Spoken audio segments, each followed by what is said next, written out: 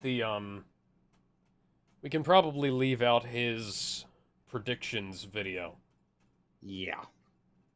All right, so hello everybody. Anybody who's here? Oh, I forgot to change the thumbnail.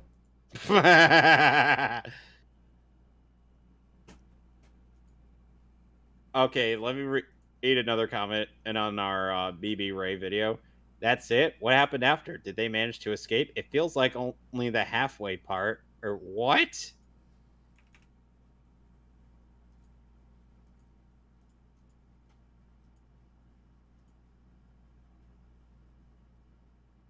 By the two main CFA versus MovieBob. Really that stupid? I love of that title. I really do.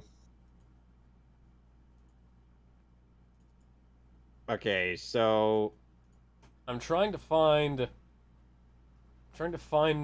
something so that I don't have to take a new picture. Oh, that'll work. There we go. I can't wait to see what the thumbnail is after we're done with this. Okay, that's not. I don't have this saved, so I'm going to look it up. Okay, so to explain in this, last night we had recently went through Batman v Superman: Dawn of Justice Ultimate Edition, and in which while I may not have, which I still have quite a bit of negative things about it, I still overall thought the film was serviceable. All in terms of what we ended up getting, especially in the Ultimate Edition, more so than in the theatrical cut. Unfortunately, there are still many people who, even though they've watched the Ultimate Edition, will still say that it's incomprehensible, even though the 30 minutes that was added actually helps with the plot. One of those people happens to be a certain film Robert. Yes. Bob Chipman, aka MovieBob, AKA Man Who Owes Me Money. Yes, and based on interest rates, it's a lot more than $100. Yeah, so for those of you who are wondering about this, Bob Chipman made a bet that no journalist would ask President Donald Trump a certain question. And he didn't specify what kind of journalist you had to be, and he didn't specify that it had to be in person.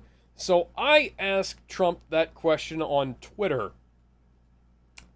My PayPal has never received $100 from Mr. Cinema Roberto. I think it's mostly because he wanted to make up rules. Yeah. And the thing is like and it's like it's like one of these days, if we ever get the chance, I'd want to see the Nostalgia Critics review of BVS due to the fact that there's some things to say about that clipless review. Yes, it had to be a clipless review due to the fact that Doug was still breaking his rule about not seeing things currently in theaters. Yeah, that's the clipless. Some of the clipless reviews are actually really good. Most of them aren't. Sadly, one of those being his review of The Wall. And Jurassic World, his first clipless review. The Mad Max one is the epitome of absolute dog shit. But I think I'm trying to remember which ones I saw of his that I actually really liked. There were at least 3 of them. I think Pixels was one of those that Pixels, yeah, Pixels. His Pixels review was really fucking good, mostly because that movie was actually shit. Yeah, he kept going through and having to say like, and I'm not making this up. No, I'm not making this up. I am definitely not making this. Definitely happens in the film, guys. And the sad thing is, since I saw the movie, I actually believe him. Oh. It's that insane. Somehow you could input cheat codes in a real life or death scenario in a game of Pac-Man. Yeah, playing as the opposing party in the game too. That's what which fucking killed me there. which are Inky, Blinky, Pinky, and Clyde. Yes. Yes, I know Clyde. all the Pac-Man and Ghosts by memory. Yeah, Clyde was replaced by his sister Sue in Miss Pac-Man. Apparently, he was on vacation. Well, I mean, it does kind of make sense, and something other than something does have to change in that regard. I mean, come on, we can't just have all the same things. It's just, but Pac-Man has some lipstick and a bow tie. His The funny thing is, they've removed Miss Pac-Man from modern day Pac-Man games, even though she has been canonically Pac-Man's wife for like 30 years now. But why? Miss Pac-Man doesn't even have anything that could sexually entice someone. It's mostly got to do with legal problems, apparently. There's like, apparently there's some issues with the rights where Midway. That's fucking stupid. Yeah. One of None says, "Hi, just watched your Beast Boy and Raven thing. What was that?" Yeah, the Beast Boy and Raven thing was kind of weird. We're gonna do the other parts of that thing. We're gonna do the Robin one when it comes out. Yeah, we're gonna do the Robin one when it comes out. Actually, I should check and see when that comes out so that we can do it pretty quickly afterwards. Today we're going to be watching a certain Film Roberts review of Batman v Superman. This is the first video is going to be the theatrical cut, and the next two videos are going to be of the Ultimate Edition. Wow, so his is nearly as long as the theatrical cut review of BVS. Yeah, and ends up being of the Ultimate Edition. That's stupid. Look, Yeah. I will agree with a lot of people on Jesse Eisenberg not being a good casting for Lex Luthor, but I understand why. I understand what the intention was for that character. Yeah, Obviously they can't outdo the fucking Kurgan in Superman and the animated series. I just want to, before we get started though, I want to point out, MovieBob is one of those people who's criticized Mauler for the length of his videos, and Bob is almost the original long man in that regard. Granted, I think I probably beat Bob to the punch with my longer text reviews, because Bob doesn't do long text reviews, but yeah. I used to do long text reviews though sadly I've had to reform. That's part of it, though sadly those are some of the worst reviews I've ever done on DeviantArt. One of None says, "Is Beast Boy and Raven just published fan fiction?" Kinda, yeah. Considering Kami Garcia is quite the avid fan artist on Twitter, that is a very likely scenario given the fact that although his comics are still better than I Am Not Starfire, which literally is a mass media published self-insert. Oh boy, remember when Bob defended Blizzard over Diablo Immortal? Yeah. Oh god, he's a simp for China. MovieBob is a fucking tool. So let's go ahead and get started now that we've got some people filtered in. Yeah, we've wasted enough time. Let's do this. Spoiler warning. Seriously, major spoilers in this one. Okay, Bob. Okay. Nobody cares. I am an unapologetic proponent of the superhero movie. The genre has yielded enough genuinely great works during its relatively brief run at the pinnacle of international popular culture so as to forgive a lot of its missteps. And we already have a problem. Yeah, Bob is trying his damnedest to sound like he's fucking Yahtzee Croshaw, and, you know, MovieBob doesn't have the diction to support his speedy speech. Give me a Yahtzee sec. does. Let me slow it down so that his speech comes off as more comprehensible. Yeah. Like, if you've watched my my little the first two parts of my Black Widow review, I do try to speak very quickly, but I also never run my words together and slur as badly as Bob does. Yeah, he slurs worse than I do. Yeah, I have actual scarring on my tongue from my braces, which is probably why you'll notice me overpronouncing words sometimes. And I don't slur nearly as badly as he does. Yeah. Anyway. And I firmly believe that it offers tremendous artistic and cultural value to those who would take advantage of it. Superheroes can make us laugh, give us catharsis, embody our fantasies, Oh challenge god, our embody our fantasies! And he posts a picture of fucking Supergirl. Oh my god. I don't know whose fantasies that show is fulfilling, buddy, but it certainly ain't people who like good TV. No. Although I would not mind having a little one-on-one time with Melissa Benoist. Go watch her nude scene in the show Homefront. I mean, hell, she had a better debut in a movie where Miles Teller gets the shit beaten out of him by J.K. Simmons. And she was also in a I believe she was also in a movie with Gal Gadot, which shows just how poorly Melissa Benoist was suited for the role of Supergirl. Ouch. Yeah, because Gal Gadot towers over her. Oh, jeez. One of None says, I love how Escapist fired Bob twice. Yeah, I'm surprised anybody ever hired him back again. Hold on a sec. I gotta look up something real quick. Zor. Hi. So Kara is supposed to be 5'8", and Melissa Benoist. No, wait. Melissa Benoist is 5'8", and Kara Zor-El is 5'5". Huh.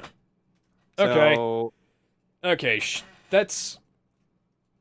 I take it back. That is, she is tall enough, I guess, but, like, I've always pictured, like, usually when I think of Supergirl, I think of, like, the Power Girl iteration, Oh, and that... yeah. She is fucking huge. In all senses of the word. Yes, massive thighs, massive boobs. Anyway, continuing on. Perceptions and give mythic weight to political metaphor. Sadly, they can also be stupid, ugly, wrong-headed, intellectually offensive, Superman. and boring. And some Man of Steel is wrong-headed. Fuck you, MovieBob. Also, his criticism of Amazing Spider-Man 2 has nothing to do with the actual flaws of the movie. Congratulations, Bob. Congratulations. Didn't he claim to have post-traumatic stress disorder from that movie? The thumbnail of this video is a quote from MovieBob's book. His own autobiography that he put out there. In which he describes the console wars as his own personal Vietnam. How did this man get the clout that he has? That's a damn good question. I think it mostly has to do with the fact that he talks like he thinks he knows what he's doing. When in reality, he doesn't. Yeah. Anyway. Sometimes they can be all that and more, and that's when you want... All that and more, huh? I'm sorry, that isn't the Catwoman movie. Yeah, I was about to say, Bob, have you watched all of the superhero films I have? Because... And I'm guessing he praises Birds of Prey to high fucking heaven. Yeah, probably. I mean, I try not to watch his stuff, but, like, these fucking reviews is just, like, they kind of set with me strangely over the years. Oh, God. Anyway. Wind up with a movie like Batman v Superman, Dawn of Justice, a malignant, pus-bleeding cancer on the ass of its own genre. I'm sitting here trying to decide where to even start this one, guys. Dawn of Justice is a terrible movie. I literally cannot recall the last time I was so shaken, literally shaking with rage at the climax of something. Transformers had a good ending, though! The first Transformers movie was actually good. Like, it's not great. It doesn't match the majesty of Transformers the movie, but it's perfectly serviceable. It's a decent film. The ending has Sam actually being fucking useful. He saves Optimus Prime by killing fucking Megatron. By giving him what he wants. Yeah. Like, it's actually... it's not as good as it could have been, but I've seen a hell of a lot worse. I've seen a hell of a lot worse before and after. And they did get another good movie in recent years in the form of the Bumblebee prequel. Yes, Bumblebee was really fucking good. Yeah, and it actually had a bit more of a creative color palette. Plus, the Transformers actually look like the goddamn Transformers. And the aspect ratio isn't trying to fucking kill me. We'll get to that film, won't we? Nope. Maybe. Not if I have anything to say about it. If my copy of the Transformers films actually comes in the mail, sometime soon, and I have like Transformers 1, 2, and 4 on Blu-ray. Well, I have Transformers 1 on HD DVD and 2 and 4 on Blu-ray. If the rest of them finally come in the fucking mail, because Amazon marked it as being delivered sometime last week, and they just haven't shown up. So I'm hoping that they actually show up soon. We might have an opportunity to watch those. No. Oh, sure. Okay.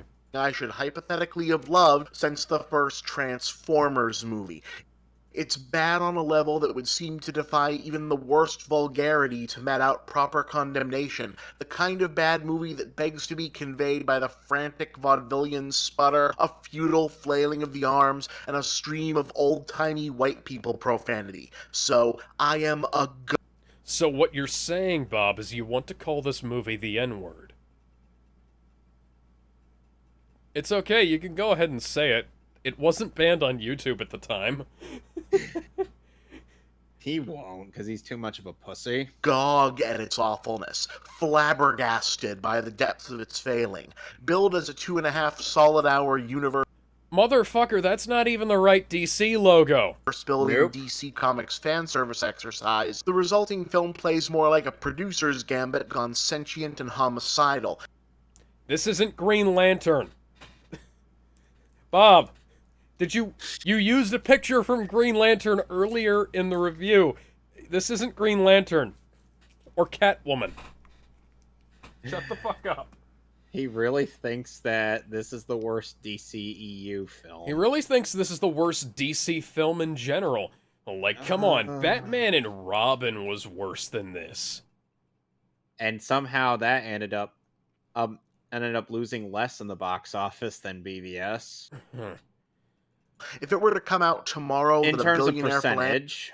Okay. In terms philanthropist of with a percentage, I'm pathological not, hatred of superhero genre spent $400 million to create a perfect embodiment of every negative prediction the old guard film press ever made about the apocalyptic influence of comic book movies that would suck hard and swallow deep enough to choke to death and take the entire genre down with it, not only would I believe you, it would be more plausible than the actual plot of the film.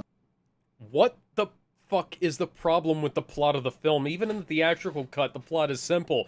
Lex Luthor hates Superman and Batman, pit them against each other, make them fight. Hell, even Civil War had the villain. It's like Civil War. It's like the villain was working with a plot that was already in motion. It was like, oh, I could just use this and then just fuck around with these guys. Yeah. That was basic. It's very simplistic, even when you think about it. Both of these movies are. And of course, he'll praise Civil War to high heaven. And I'm like, dude, there are actual problems with that movie. Yeah. We'll get to it. Even though I like the movie, we'll get to the actual issues of it. Bad guy hate heroes, make them fight. It's simple. Yes. Which attempts to build a foundation for a prospective slate of features to rival the Marvel Cinematic Universe by smushing together the plots of two of the most overrated DC stories of the last 30 years. Two of the most overrated DC stories of the last 30 years. I don't see Kingdom Come or trying to think, or Nightfall on this list here. Yeah. And plus, last I checked, Dark Knight Returns and Death of Superman are beloved comics. They're two of the most all-time classic superhero comics for a goddamn reason. And like Death of Superman has been adapted no less than 3 times, twice in animation. Yeah, so you've got Death of Superman and has like this brutal apocalyptic feel. And a lot of it was very heavily marketed, but it also has the substance to back it up. There's like Doomsday tears through the fucking Justice League, and it comes down to a knockdown, drag-out fight between the Man of Steel and Doomsday. And The Dark Knight Returns has this like gritty, like grimy, dated.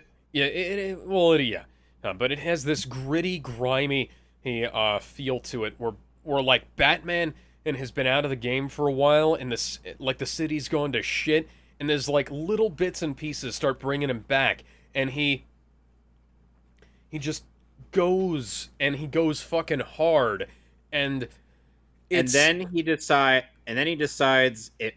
when he's about to, kick the bucket, and fuck it, just have a fight with Superman. Yeah, like the whole thing comes together pretty goddamn well. No, it's not. People retrospectively give Dark Knight Returns shit because Frank Miller went on to do Dark Knight Strikes Again and All-Star Batman and Robin, which are fucking terrible. Well, okay. Dark Knight Strikes Again isn't terrible at first, but it gets worse as it goes on. And it's got some good ideas, but Frank Miller, like, he kind of phoned it in for about, like, the last half of the comic, I'd say. And All-Star Batman and Robin is just goddamn garbage. Yep. Anyway, let's continue. Years. And when it comes to this rectum-puckering garbage fire of a story, for once, I legitimately believe it when Zack Snyder says the R-rated Blu-ray director's cut absolutely needs to be at least 3 hours long. Because at 2.5 hours, the theatrical cut has been so clearly hacked to the fucking bone, the first and second acts occasionally feel like an exercise in seeing how many different locations in a row you can cut to without using an establishing shot. I'd compare its baffling lack of structure and complete disinterest in having a single character behave with adherence to any basic outline of rhyme or reason to the plotting of bad pornography, but even bad pornography tends to at least fade in on... And he uses a panel from the time Big Barda and Superman got hypnotized into being in a porn together. What the hell? I had no idea where this was from. I'm like, I figured this was a comic, and comics were fucking weird, but... It's from the Silver Age. Of course! It's from that age we don't talk about! Yeah.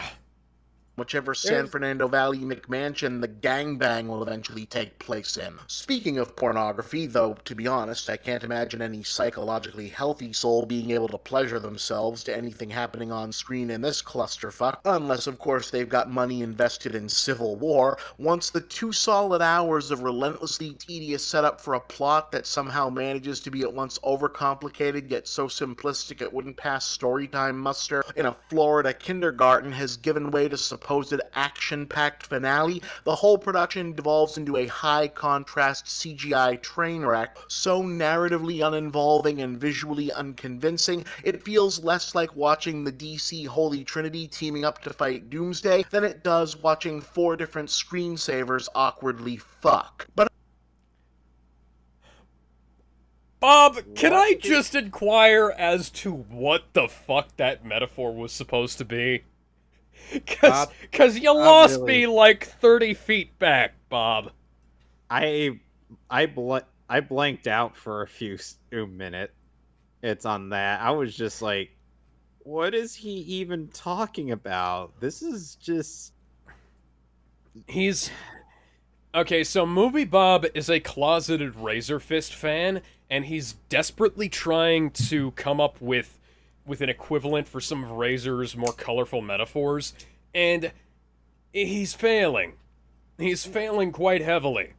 Even when Razor Fist makes shit takes, at the very least, Razor Fist actually he has some good stuff in there. Yeah, and I can also tell what the fuck he's saying. Like, yes, like Bob is... I don't have to slow down the video to understand what the hell he's saying. Yeah. Hey, Razor Fist at least knows not to slur his words when he's talking. Yeah, well, Razor Fist. talks so fast his skies his slurs, to the point where I had to be like, "Give me a sec, let me slow down the speed. Now let's continue." Yeah, Razor Fist has actual broadcast training. He was on radio in Arizona, and in college, I believe, and he actually has the ability to convey what the fuck he's saying very quickly without fucking up like Bob does. I don't even know if Bob read this out aloud before he recorded it, because, like, if you wrote this down and then read it aloud, I can't figure out how the hell you'd come up to the conclusion that this is somehow legible, you know? I would just look at the script, be like, "Dude, what the hell is this?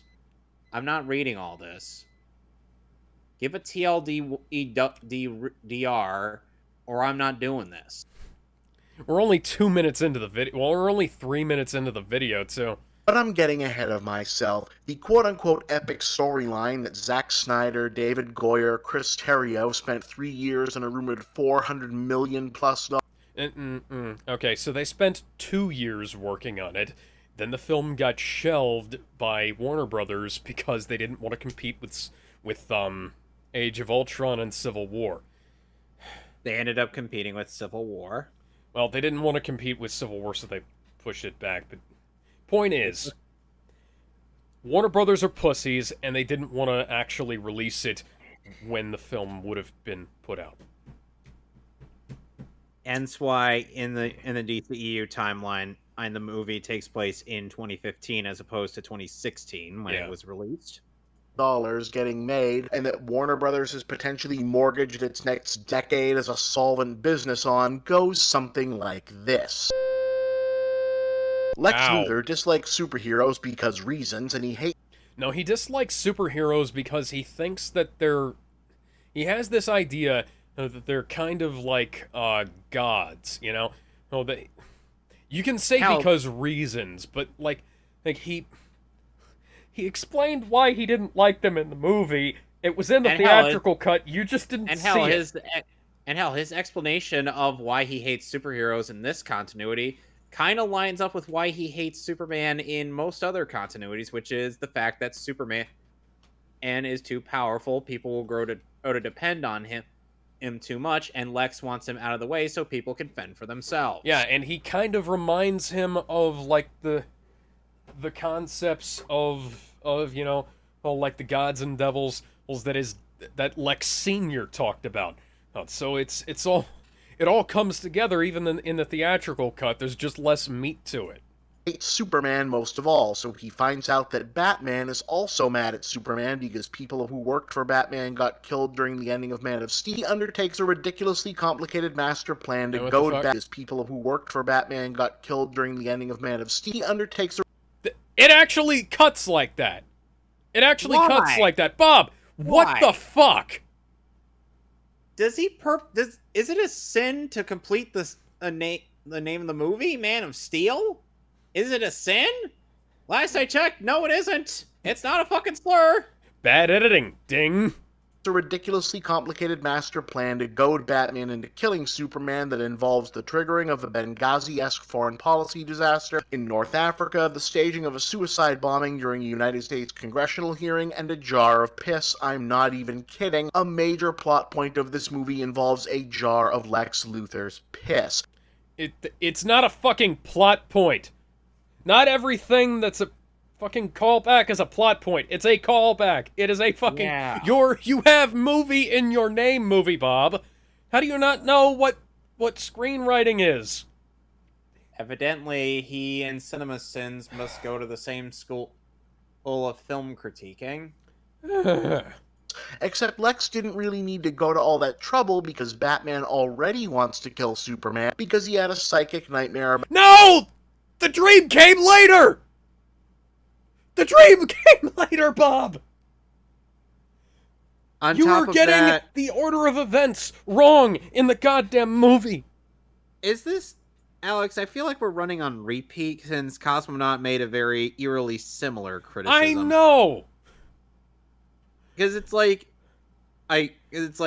even though both these guys hate Superman, and by this point, Batman and doesn't trust Lex Luthor, or will not touch him with a 39.5-foot pole. Yeah. Batman has been investigating Lex Luthor because of his shady business dealings, and Lex doesn't want Batman involved in his stuff, hence why he pits them to get against each other, or so that if they both die, it's a win-win. Yes, that is 100% what the fucking point of pitting Superman and Batman against each other was. I mean, hell, that was kind of the point of why Zemo pits Iron Man against Captain America at the end of Civil War, or because he wants the Avengers to fucking die. Mm-hmm. About Darkseid, except Darkseid was played by evil Superman and also the Flash. No, Darkseid wasn't in the movie. Evil Darkseid was... You're making an assumption about objection, Your Honor. Assuming facts, not an evidence. Also, it's like Darkseid is in it. Is technically his presence is there, but he's not in the movie. Yeah, we have Justice League. Yeah, we have the Omega symbol. We have the Parademons. The Parademons. The only thing we didn't have in the theatrical cut was fucking Steppenwolf.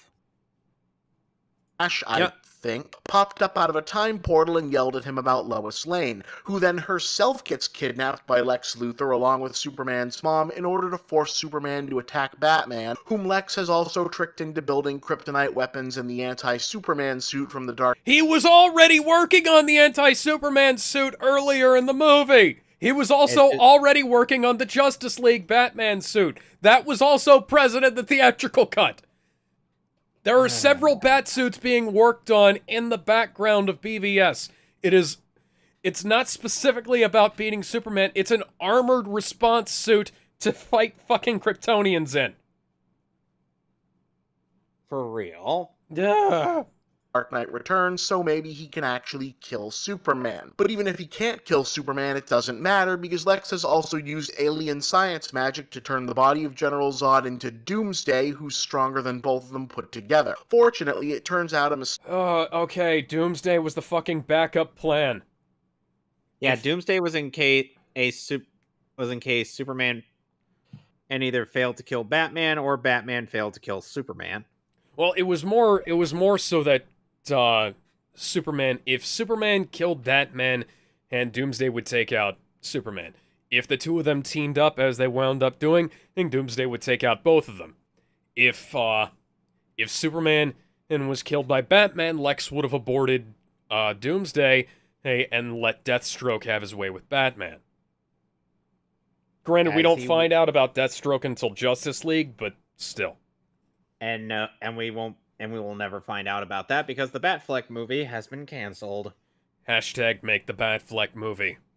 Mysterious lady whom Batman had been flirting with early in the movie is actually Wonder Woman, who shows up at the very end of the movie to punch Doomsday multiple times, buying Superman the opportunity to use Batman's kryptonite weapons to kill Doomsday, but also get killed himself. With Superman now dead, no fucking really, Superman is dead, Batman and Wonder Woman decide to invent the Justice League in case anything like Doomsday ever happens again. Also, yes, really, Superman is dead, but maybe he'll come back. Holy shit, now that I've said it out loud, I hate this goddamn thing even more. Everything from the characters to the dialogue to the plot points to the moment-to-moment storyline feels crammed in from somewhere else with no... Okay, granted, I will say that in the theatrical cut, a lot of stuff was just kind of crammed together. It wasn't... nothing had room to breathe, but, you know, Bob is saying, oh, it's too fucking long. Oh, it's too crammed together. Or it's like, pick a fucking lane, Bob. He won't.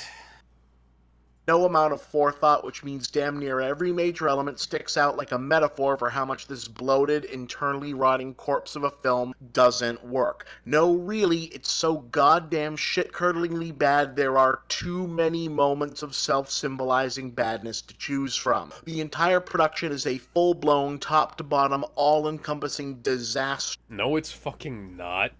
You can't It say really that when the isn't. film doesn't have any major. It doesn't have any, even in theatrical cut. It doesn't have any major um, technical difficulties of any kind. No, it doesn't. I can list off like fucking The Incredible Hulk had more technical difficulties visuals wise than this film does. Um, there's a few issues with there's several major continuity issues with a bunch of films before and after this that Bob likes. He's talking about it's a travesty in every way, shape, and form. That is hyperbole. I understand that it's hyperbole, but it's fucking hyperbole. Yeah. Rolling into theaters. Snyder's preference for photographing the masculine form like the bastard offspring of Robert Mapplethorpe and Vince McMahon means that Ben Affleck and Henry Cavill look alternately like giant bulging scrotums painted up like Easter eggs when wearing their superhero costume, and a pair of poorly tailored shaved gorillas wearing anything else. What? I'm sorry. You're complaining about superheroes looking like superheroes in a superhero movie. Do you not want the Man of Steel and the Dark Knight to be muscular? Because they kinda have to be. No, he wants them to look like near anorexic anime Do they? characters. Yeah, or he wants them to look like him. Have you ever seen MovieBob's Fried Chicken? I have sadly seen what he looks like as he's not shy about showing his face. Yeah, you've seen the Mario cosplay then, right? I try not to think about these things. People will Movie say, Bob. you're not exactly a healthy individual yourself." I'm like, "Yes, but here's the thing. Here's the thing. I am self-aware, unlike this Nimrod. And I self-deprecate. I don't care." Anyway, And continue. look at this. Before we get back to the video, I just want you to take a look at this. Let's see. Come on, you stupid. Oh, I put it in signal boosting. Let me put it in critique. Roast whole chicken marinated 3 days in Mountain Dew. Stuffed with lemon, lime, and kiwi, olive oil, salt, pepper rub. Yes, MovieBob actually marinated his chicken in Mountain Dew. That is disgusting. At one point, Yeah. Affleck strips down to his Excuse me? slacks for a Rocky IV training montage that mainly involves pounding on a bus tire with a sledgehammer, because how can we expected to respect Bruce Wayne if we don't know that his CrossFit WODs are mad legit, bruh? CrossFit! CrossFit! That's fucking strength training! It's not fucking CrossFit! Then again, what would I expect somebody who looks like MovieBob does to know anything about fucking working out? Fuck's sake! For real, I've even worked out more than this idiot. Plus, I work at a place where I have to lift quite a number of things. Yeah. A lot of those being very heavy. Hey, Bob, how much you bench? I bench 310 pounds. Evil is somehow even more stiff and unlikable here than he was in Man of Steel, rendered aloof and absent by an existential panic over whether or not he's actually doing any good that never manages to resolve itself. It resolves itself when Superman looks into his girlfriend's eyes, knowing he's about to die, and says, "This is my world, you are my world," picks up the spear and kills Doomsday. Even in the theatrical cut, that plotline resolves itself. It didn't start in the theatrical cut, but it certainly fucking ended in the theatrical cut, Bob.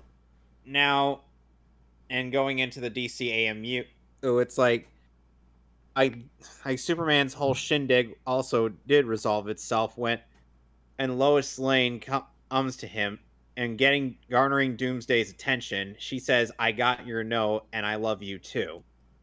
Superman just charges headlong into Doomsday, with an impact strong enough to cause like a sonic boom, to break his neck, and then he gets stabbed.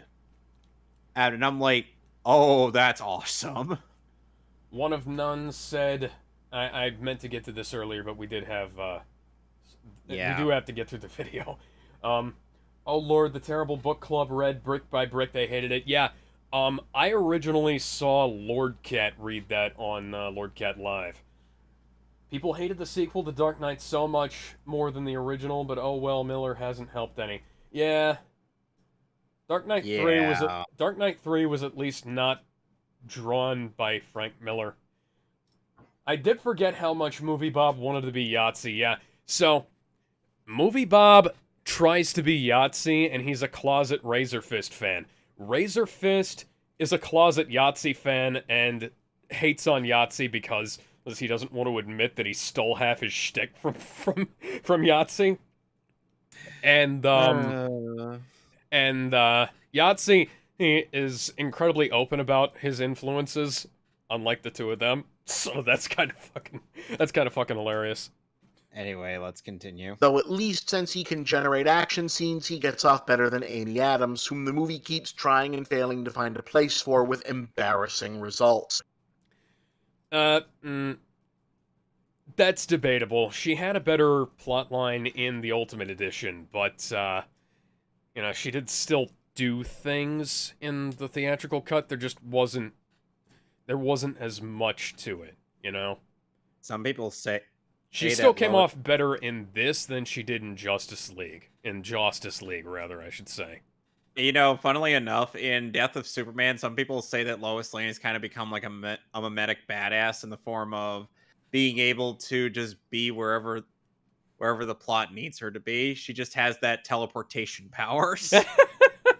It's fucking hilarious what people will come up with on the internet. Anyway. During the climax, she nearly drowns trying to retrieve Batman's kryptonite weapon from a pool of water, which sounds hypothetically heroic until I tell you that she threw it the fuck in there herself a moment ago for no apparent reason. She didn't know Doomsday was around. She was trying to keep Superman safe. It was a good thing. It wasn't... Yeah, granted, knowing what we know later, but in character, you can't know that. Like all she knows is that Spear makes Clark weak. Spear cuts Clark. Get Spear away from Clark. And then, when she realizes she made a mistake, she tries to fix it, Bob. Reason other than the screenplay really needed her to almost drown. Eisenberg's Lex Luthor, however, gets off worst of all. This fucking guy might be the worst comic book movie villain of all time. No. I hate this casting, but even I think that's a stretch. That's a stretch further than either Lanky Kong, Mr. Fantastic, or Monkey D. Luffy could perform. I am rubber and you are fat. Don't you dare touch my hat. Oh, man. Again, hell, Catwoman. Catwoman's villain is literally just weaponizes makeup. What about what was it? When they made Galactus into the fart monster? Yeah, the space cloud, or Dr. Doom into whatever the hell into the crash test dummy. Fant 4 Stick had already come out. You used pictures of it in this review, Bob. And what about Dark Phoenix from X-Men 3? What about let me think here. What about Hulk's dad from fucking Ang Lee's Hulk movie? He really thinks that that Jesse Eisenberg's Lex Luthor is the worst. I'm like, no, he's not the worst villain in comic book Mr. movie Freeze, history. Poison Ivy, and Bane from Batman and Robin, Two-Face and the Riddler from Batman Forever. Oh, and Nuclear Man from Superman 4. I mean, there's also Taskmaster and Black Widow from recent example. Yeah, that's... Well, that's a recent one. We can't really talk about that. Zhu Wenwu in Shang-Chi, whose motivation is that he's a fucking simp. What And about? Let me see. Icarus and the Celestials in Eternals. I'm trying to think about like a more contemporary one for him. And there's also let's see. Hey, anything from? Oh yeah, there's a bunch of shitty ones in the Arrowverse. Flash's villains. All of Flash's villains from his show. Half of the Green Arrow villains. Live Wire from Supergirl. Who, by the way, was an original character created for Superman the Animated Series. Yeah, she was better in Superman the Animated Series. We haven't even gotten to her episode yet. I did go back and watch that episode when the Supergirl show came out, and yeah. Sledge from Power Rangers Dino Charge, because that is a superhero show. Oh, they said. I mean, hell, the Reach kind of sucked in Young Justice. You know, the Reach from Young Justice. But that's an animated show, and last I checked, film critics totally don't do animated movies. I'm sorry, K-Wing has done critique on a bunch of animated movies, and his critiques are actually funny. And plus, he's an actual comic book fan, so he knows what the hell he's talking about. Like, seriously, go watch his reviews on Batman. Not Lex Luthor from Batman Superman Bad 3. Blood. Yeah, and that... Anyway, like I was saying, go watch his reviews of Batman Bad Blood, Justice League vs. Teen Titans, and Justice League Dark. They're really good. Wish he continued that for Judas contract. I would have liked to see his thoughts on that. He told me it was good. Oh, and I'm like, when I expressed a little bit of disappointment, I'm like, it's kind of a shame I didn't get to see your thoughts on that. And I asked him what were his thoughts. He's like, oh, I thought it was good. I'm like, great. Glad to hear it. I'm panning my eyes around the room, looking at my collection of superhero films, trying to think about which other supervillains are worse. And we could also we use Talia from Bad Blood since that came out a month before this. We'll say Talia from Bad Blood. Maybe Darkseid from Justice League War. Definitely fucking every supervillain from the Flashpoint Paradox. Anyway, let's continue. Yeah. Nothing about him makes sense. His personality changes from scene to scene. He's terminally obnoxious. For some reason, we never find out exactly what he's about or what he does or even... His personality changes from scene to scene, almost like he's a psychotic chameleon. No, he's relatively consistent, and for most of the film. Well, his mannerisms and stuff change. Like when he's more in control, well, he's smug. He's smug and smooth, and when he's in less control, well, when he's trying to put on a public persona, he's flustered, Superman the Animated Series version of Lex Luthor had changed personalities throughout some parts of the show. I mean, we see him mostly smug as all hell, but when he gets angry, he gets angry. He flips. But it entirely depends on what he's trying to accomplish in the scene. It's not that his character is inconsistent. It's just that he's using he's doing a little thing called acting, Bob. You should look into it. It's a thing that people do in movies and when they're trying to manipulate you. And what his company is for when he's not doing bad guy stuff, and despite the fact he's a weapons manufacturer, you dickhead. That his actions drive the entire plot, we never get an answer as to why he's doing any of it. He laid it out in a speech to Senator Finch. Yes. He also laid it out when he was talking to Superman at the end of the movie. Yes. First, he says he hates Superman. Go ahead, sorry. He literally spells it out to people, and yet And yet it's like...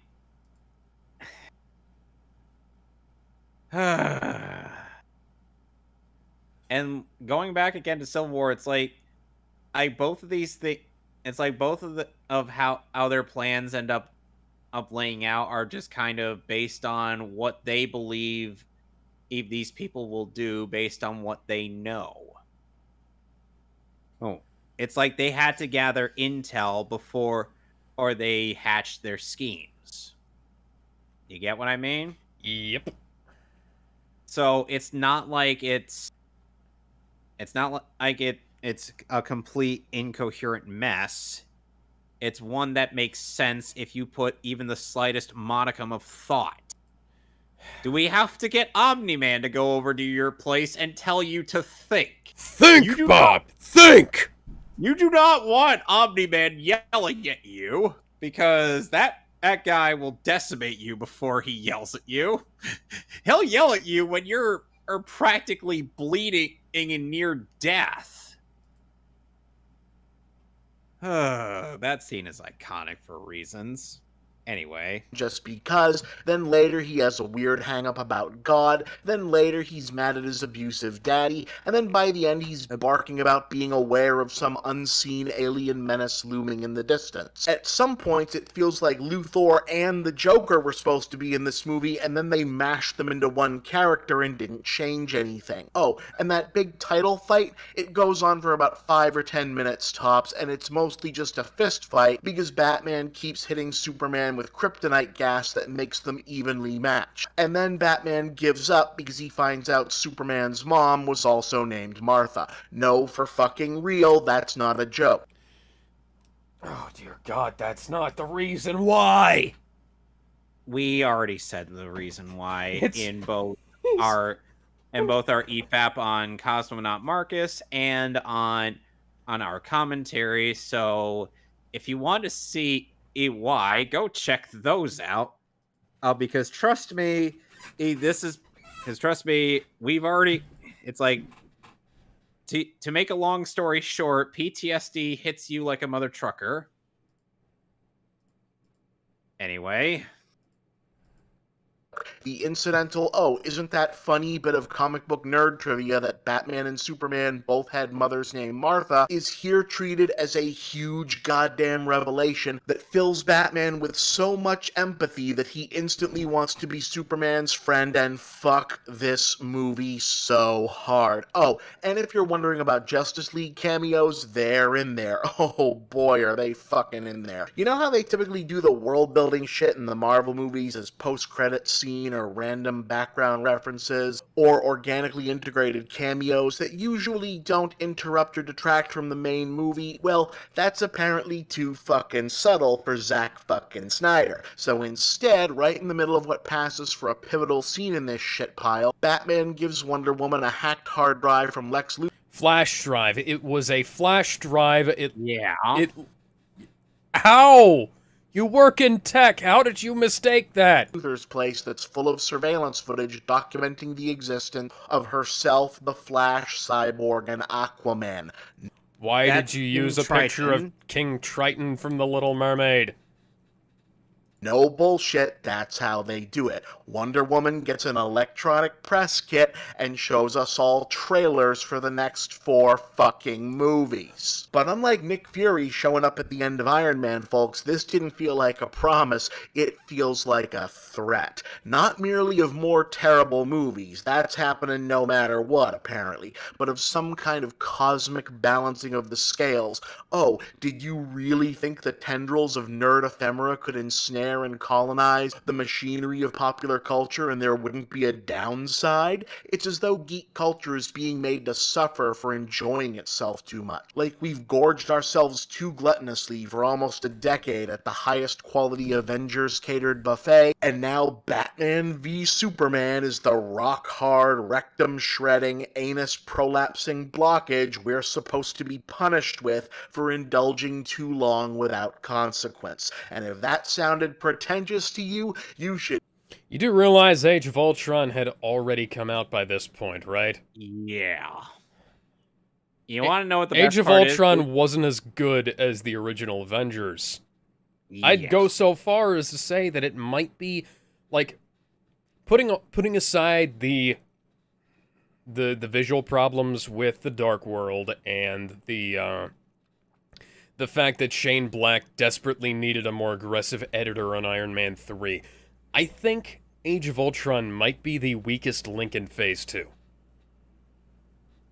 Yeah, it gets a little weak with the whole set, because it's trying to do like a setup thing, which is a bit unnecessary. But I do, and it's an enjoyable film overall. But unfortunately, it does kind of, as you say, torpedo the development of Captain Rogers and Natasha. But it does help set up Steve and Tony's conflict for Civil War much better than in the actual comics. That part I won't disagree with. Them being ideologically at odds, it being continued from, what we saw in the first Avengers film. That makes perfect sense. And plus, everybody in Civil War had their own reasons for why they took the sides that they did.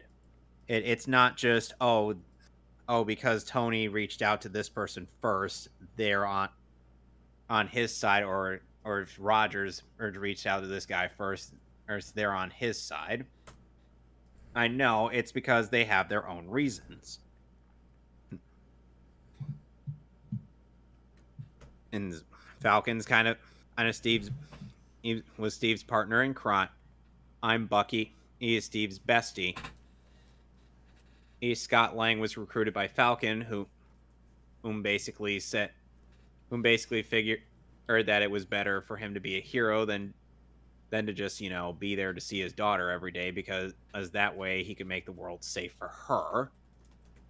Or consistent to his character in Ant-Man. And Wanda wanted to kind of, make up for the mistakes that she did in Lagos, and to try to, not be a danger to everybody. Though, then again, she did end up being somewhat dangerous, but it was against people who could actually take the hits. Yeah. You know what I mean? Hawkeye is also kind of joining up because he, he's trying to pay a debt that he owes to Pietro, who sacrificed himself in Age of Ultron. Then we get to Team Tony. And Natasha's kind of with Tony for a while because she wants to know what's going on, and then she ends up joining Cap after she figures out what's happening. And T'Challa's on Team Tony because he wants to avenge his dad, because he thought that Bucky had killed his father, or it was Zemo. And we have Rhodey, who's kind of been Tony's bestie for a while, so that explains itself. Yeah, Tony and Rhodey are old school running buddies. They go way fucking back. Vision's kind of on Team Tony because Tony had him stationed with Wanda to, make sure that she doesn't go out of control, since he's the only one that could feasibly stop her. And Spider-Man is on Team Tony because Tony kind of recruited him, and based on the 6 months he had to scout him out. And Spider-Man's also a giant Avengers fanboy in that. Yeah, so that was kind of him getting a taste of the bigger action, and that's kind of what sets up his character in Homecoming. Granted, I wish some of his character was more consistent, but you get the idea. Yeah. You could hear the characters in this movie drone on about their own mythological significance with a humorless self-regard that perfectly fucking complements the droning faux Wagnerian percussions of the impossible to take seriously soundtrack and Snyder's increasingly garish aesthetic, which aims for Alex Ross but lands somewhere closer to compositions you'd airbrush onto the side of a panel van. But that looks good. Yeah, I was gonna say I'd hang that up on my wall. That looks pretty fucking good. That's badass. Yeah. Conan the Barbarian with a fucking Doberman. Yeah, I want to read this comic. And here's the thing, and Bob, your argument would ring more true if that was a shitty van and art, but no, that actually looks good. Yeah, I'd go into that van for free candy. Oh dear. I could Oh go no. on, folks. I really could. But by now, I think you get the fucking point. Batman v He will Superman go Dawn of on. Justice is a travesty wrapped in a disaster inside an obscenity. It is a steaming, rotten, sun-baked, oozing shit. As a critic, I can't conceive that we'll see a worse major studio movie this year. As an observer of the film business, I'm perversely fascinated to know what happens next, now that one of the biggest studios on the planet has built multiple summers worth of release slates around follow-ups to what's turned out to be a Hindenburgian catastrophe. But as You know, we did see a worse theatrical release that year. Yeah, we got Studio This was Squad. 2016. This was one of the worst years in cinema. I don't like Civil War, but Civil War is on the good end of the spectrum for films released in Yeah. 2016. We had the Ghostbusters remake. We had the Angry Birds movie. We had fucking Sausage Party. You know, the worst part is the fact that Sausage Party's trailer actually played during Finding Dory at one point was just God. that it didn't play for when I went to see it, but I heard it played somewhere. And I'm like, Yeah, oh my god, that sounds funny. Yeah. Anyway, he says he could go on, and he does Mm-hmm. for 2.5 hours. Excuse As a me. comic book fan, I am suddenly feeling very, very old and tired. I imagine it won't last. I hope it doesn't last. But for now, yeah, tired would indeed be the operative motherfucking word. Okay, so Norm that of the was a- North came out in January of this year. give me a Dirty sec. Let Grandpa came out the same year. me return this video to normal speed, because we're gonna have to do it at normal speed for the next two. Yeah, 50 Shades of Black, Zoolander 2, Pride, Prejudice, and Zombies. All right, next up, Gods we of have- Egypt, Uh, 10 Cloverfield Lane, Whiskey Tango Foxtrot. Well, I haven't seen that movie. I don't know. You're well, that- just named thing. Oh, My Big Fat Greek Wedding 2. That fucking sucked. Hey, Alex. The Boss that- with Melissa McCarthy, God's Not Dead 2, Meet the Blacks, Hey, Alex, I've got some news to tell you. what? Remember that running theme of our streams? Yeah? The one where I have no personal space to myself? Your dog is, invading your personal space again, isn't it? Oh, yes, she is. Oh yeah, this is the year fucking Warcraft came out. Warcraft is a bigger missed opportunity than BVS. I believe you said one of the best movies to come out of 2016 was the Doctor Strange film. Oh yeah. Doctor Strange, Finding Dory, Popstar, Never Stop, Never Stopping. That was really fucking good. What do It's you like- two think of Marvel now? How do you think it's going? I think it's wavering up and down more. Phase 4 so far has been a more extreme version of Phase 3, which had, it's got high highs, but it's got low lows. And Fate, and it's so far, or it's like Fate is 4 has been oh, it's like, oh, so we have all that, we have all this junk in here. We could just tap it. We could just throw in multiverse shit. Granted, the multiverse shit has sadly been the best part about Phase 4. Yeah, they've kind Or of as I like thrown to in call it, Phase 4. Yeah, they kind of thrown in multiverse shit into every fucking film now. And it's like, so let me go over some of the Phase 4 stuff. We got WandaVision, which utterly guts the character of Wanda and Vision, and respectively, and unfortunately sets her up to become the villain in Doctor Strange Multiverse of Madness. Granted, her character was granted her being a villain, and that was at least a little bit of decent payoff, but at the cost of what was essentially a decent character, or starting with Age of Ultron to Endgame. Then we get Falcon and the Winter Soldier, which turns Falcon into a terrorist apologist and makes Bucky look like a damn fool when Bucky is a trained super soldier and could likely end a lot of conflicts just by existing. Yeah, and they also made the Dora Milaje look like a bunch of assholes. Okay, so I was trying to figure out if this film came out in 2016, and yes, in fact, it did. The worst superhero film of 2016.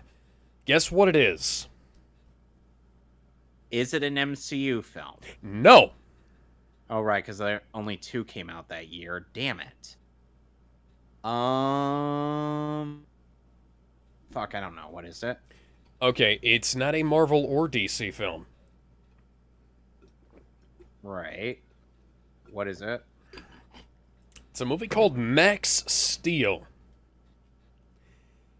Based on the Max Steel line of action figures and animated series from the 1990s to 2002.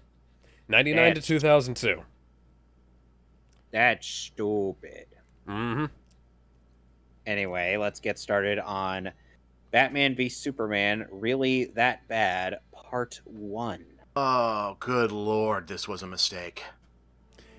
Oh, Yes, making this it movie? was. Making this video? Yes, it was. Sorry. So, I never actually wanted to be making this episode of this series. Certainly not. Sorry, this review is feature length, so I got it confused with a movie. Yeah. Sorry, Well, both no. parts of this review are feature length. Shut my mouth. No, here's the thing. They are about as long as an average DC film. Yeah. And sadly, here's the thing. Even Judas Contract had more meat on its bones than these reviews. Reign of the Superman and Death of Superman both had a significant amount of meat on their bones despite their length. And then we have Throne of Atlantis. Throne of Atlantis. Oh, that's a good movie. And hell, Justice League vs. Teen Titans. Oh, Justice League vs. Titans. That's a good movie. Albeit we could do without the pop songs, but still. Yeah. Anyway, let's continue.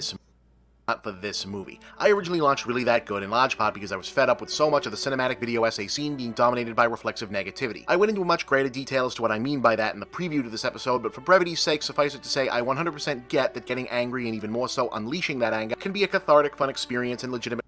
Oh yeah, so if you've ever wondered why Bob speaks the way he does and kind of fucks up his words sometimes, it's because he has a really thick Boston accent. He literally sounds like JFK when he's not putting on this voice. And honestly, if he went full Boston clam chowder, I feel like he might have a better time speaking, because clearly the voice he uses in these videos isn't working for him.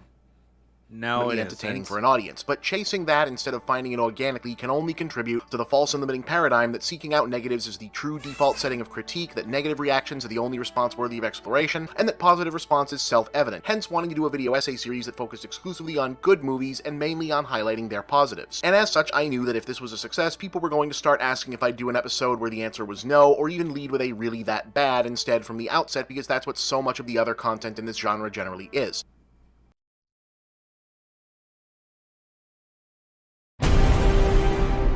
God damn it.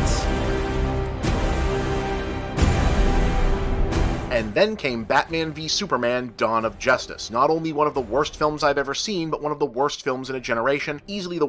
Oh, please. We already went over this in the last one, but seriously, fuck you, Bob. I'd seen worse movies this year. I saw worse movies in my fucking life. Yep. You're older than me, Bob. The worst blockbuster of the decade, and very possibly the worst Hollywood studio production relative to expectations, but also a film whose badness I couldn't... Worst movie of the decade? Are you fucking kidding me? Worst movie? It's not even the worst movie of the year, even if you didn't fucking like it. The Ghostbusters remake. Captain Marvel. Captain Marvel didn't come out that year, but the Ghostbusters remake. No, seriously. he said in the decade. I know, I'm just saying, like of the year. Here, I'm saying it's not even the worst movie of that year, much less that decade. Hell, 20... Okay, so assuming the decade starts in 2010 and ends in 2019, let's see. Hey, we've got 2019, like you said, Captain Marvel. Excuse me. There's also, God, a bunch of the Twilight films came out between then and now. Yeah, and I'm sure you're gonna bring up Spider-Man: Far From Home, to which I'm like, one of the biggest problems of that movie is like I said, the lack of consistency in Peter Parker's character. Yeah, I was gonna try and ignore that, but yeah. Excuse me. There was also Fantastic. We're turning into broken records at this point. Let's just keep going. Stop thinking about, trying again and again to parse out what the hell had happened here. I mean, they had a good cast. Oscar nominees, Oscar winners, legendary character actors, excited and talented newcomers, and also Henry Cavill, who seems nice and who I enjoyed in Immortals. Henry Cavill is a fantastic actor, and if the only thing you knew him from was Immortals before this, that's your fault. Yep. Joel Schumacher directed a actually quite good horror film. The name slips my mind at the moment. But Henry Cavill was in that, and it was actually pretty fucking good. It was like, I think it released in like 2008 or something. I'd have to go back and look at it again. But yeah. They had a good director, yes, we'll talk about that in detail in a little bit, but just to be clear, Zack Snyder is a very talented director. They had largely unfettered access to some of the most beloved fictional characters of the 20th century, dump trucks full of Warner Brothers money to spend, and the hard work of figuring out the basics of how to make a superhero team-up crossover having been handled by someone else already. And yet, here is a film not simply bad, but a film that was disastrously conceived, ineptly produced, poorly written, incomprehensibly directed, badly acted, creatively splintered, yet also crushed. Badly acted. Acted? Which role? Please, tell me. Tell me! Yeah. Care to tell us which role specifically was so badly acted? As we dramatically wave our arms in girly fashion. By pretense, in the way that only an auteur project can be, hideous to look at, painful to listen to, and existentially depressing to think about. Painful to listen... Painful... This has some of the best sound design of any fucking movie. Yeah. What the hell? Out after the fact. A film willed into being by a marketing algorithm, yet somehow believing itself to have been birthed fully formed from the kiss of the muses, that flails about with no Okay, you complain about the sound, yet you use the soundtrack. A beautiful as, lie. Yeah, as part of your We may video. want to lower... Coherent goal or theme, bludgeoning its audience and kneecapping the very ambitions it was intended to empower, and does genuine violence to 80-plus years worth of... Genuine... You literally can't do genuine violence to inanimate objects. Yeah. Okay, Sorry, you can, but you can't lower do the it to the volume a bit. concept of the fucking... You can't do it to the concept of something. It's not like Zack Snyder walked into every comic book shop in America and shredded all of the fucking comics. That's not how this fucking works, Bob. Really Your isn't? metaphors need to be taken out back and shot. mythology from whence it was drawn. And on top of all that, a film that embodies in its totality everything wrong and that can go wrong with the self-referencing, continuity-obsessing, franchise-minded, merchandising-driven, conceived by committee, dictated by marketing, corporate-synergized, branded intellectual properties, cinematic universe business model that currently represents the bottom line of the Hollywood film industry and increasingly the organizing principle of the global entertainment business. This is something that I always wonder why people bring this up. Oh, well, there's too much continuity in this. Really? You're too obsessed with continuity. Do you know how bad shit gets when you don't have a little bit of obsession about continuity? Do you know how disjointed things... Fucking Saw! Fucking... Watch the goddamn Saw movies. Those are Alex, terrible I worry for about continuity. continuity all the damn time. Yeah. You know me on that regard. I kind of think giving Shang the rings wasn't a good idea in my opinion. Yeah, that was nah. I'm kind of scared with the fact that they're really using the shows too much in the MCU. Yeah, they're not learning They from any shouldn't. of the they're not learning from any of the mistakes they made with the previous MCU shows. And here's the thing: in the Netflix show, as Kevin Feige tried to say, were part of its own thing, and it's kind of separate from. It was kind of meant to be separate from the movies. It's just like stuff that goes on in the background while all this other stuff happens. We don't need to know about the lives of Daredevil, Jessica Jones, Luke Cage, Danny Rand, or Frank Castle. We definitely don't need to know about the life of Danny Rand. Or what goes on with S.H.I.E.L.D. to really understand the plot of any of the Avengers or stuff. No, those are just bonuses that reward us for paying attention to certain bits of continuity. It's kind of why I Charlie Cox's cameo in Spider-Man No Way Home was actually kind of decent. And it's like okay, if you know this guy, it's a plus. If you don't know this guy, you want to learn more about him. Mm-hmm. See? It's that simple. In other words, Batman v Superman is not simply bad enough to be worth a special episode in terms of how much I have to say about it and the degrees to which and fascinating ways in which it fails, to say nothing of how good I expect to finally feel getting all of this shit out of my system in one go. It is my sincere contention that Batman v Superman also represents, to an impressive degree, nearly everything wrong with big-budget Hollywood studio movie production at this moment in time. Of all of the films you could have used to represent that, you didn't pick the Ghostbusters remake. I'm sure he loves that remake. The Ghostbusters remake was everything you have described so far, but, actually bad. Yeah. You know? I've seen that shitty remake, and I'm like, yeah, the original was so much better. Yeah.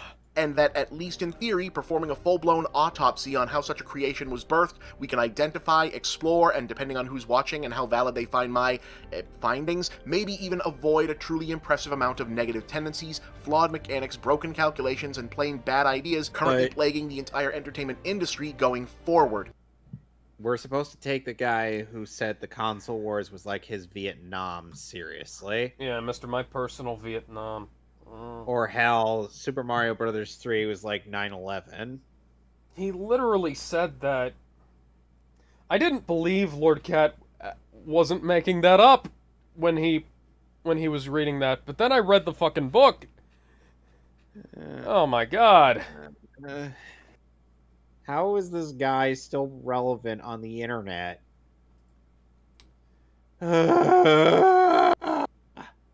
Anyway. Not just on the technical side or in regard to the cynical corporate reflex toward consumer product decision-making about franchises and subseries, but how it came to be that the decisions that do feel creatively risky or otherwise driven by a genuine auteur sensibility all seem to have manifest as a drive to transform something traditionally grounded in hope, optimism, and the humanistic spirit into something grim, soul-deadening, and just mean. And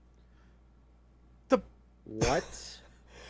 The movie ends with Superman, the icon of hope in the DC universe, sacrificing himself to save people who hate him, and convincing them that he was the good guy all along. And hell, Batman goes back to his no-killing rule, all to honor his memory. Yeah! Like, the whole film is all about, yeah, there's a bunch of shit about... Granted, Diana acts as a few guys in Justice League, but still. Diana never had a no-kill rule. No, she never did. And that's at least maintaining some level of continuity in that regard. Batman has gotten on her case about that a couple of times. Oh my god. Superman changed the fucking world with his sacrifice at the end of BVS. Come on. Yeah. And all of it to no discernible thematic end. I mean, step back for a moment from the numbness we've all had to absorb from the horrors of the real world and the confusions of this fictional one, and try to... Yeah, he's talking about the election of Donald Trump here, by the way. Of course he is. Yeah. To reconnect Because with the The baseline orange normality. man lives rent-free in this fucker's head like he does with everybody. Where's my money, I mean, Bob? Yeah, where's Alex's money? The Captain Marvel sequel is going to be kind of cramped with 3 version. Oh, what should be one person? Yeah. 3 versions of what should be one person. Yeah. This is a problem that I've noticed with a lot of stories lately. They have too many characters with not enough character traits between them. So, and yeah. and the worst part is, and I sometimes I'm not all that confident on when I write, when I end up doing what I prefer to do, which is like team up stories where I like a bunch of characters in one setting. And I usually end up worrying if I get anybody wrong. Like, even if I get one person in the team up wrong, I'm just like, know what I mean? Yeah. Yeah, that's something that worries me as a writer. Anyway, That reminds you of how deranged this all actually is. We had to have, in 2016, a global pop culture conversation about whether or not it would be too scary, sad, violent, traumatic, or emotionally scarring for children to watch a movie about Superman. Nobody was having that conversation except you, No. Bob. People were having My that little- conversation about Deadpool. my little Nobody sister has been scarred for life by seeing Ben Affleck's butt in this film. My little sister was just, talking about how excited she was to be going to see this movie. And I went and got us the tickets to go see it. So I was just like, yeah, we weren't talking about if this was going to be a problem. No, we were just talking about, is it going to be good or not? Yeah. That was it. Superman. Gee, thanks, mister. Oh. Bye, Frisky. Long now. And amid that conversation, So you cut to a clip of Superman saving a cat out of a tree that was basically used as a like, look what we can do, to show that they can actually make a guy fly on screen. Yeah, okay. And the thing is like, Superman the movie is bad, Bob. I don't know if you know that. Like, granted, it left behind quite a bit of a legacy, but it's aged so poorly. Here's the thing. It was never that great to begin with, because a lot of the tech that it used had been used in the Adventures of Superman TV show, like, 10, 20 years beforehand. Jeez. Yeah. Like, And the it thing did is, come up with a like, bunch of new composite stuff, but, I've kind of come up with, like, a running gag of where, like, the cat purposely gets itself stuck in a tree just so it could see Superman, or in one of our cases is Superboy. To which I'm like, that cat just loves Clark too much. despite defenses being offered in every flavor, from artist rights to grow a pair to comics aren't just for kids, to entirely reasonable perspectives like whether or not such things really should have a question of age appropriateness attached to it, and yet no one seems to be able to communicate a rationale for what this cultural vandalism was supposed to accomplish. Cultural vandalism, he says. About Batman v Superman, when fucking... the fucking Ghostbusters remake. I'm gonna keep coming back to this. We're gonna keep coming back to this. We're gonna circle back on this one. Anyway. What was going to be gained that would be worth sacrificing the cultural and philosophical integrity of these inestimably important pop icons? No one seems to know, and none of the so-called fans seem to care.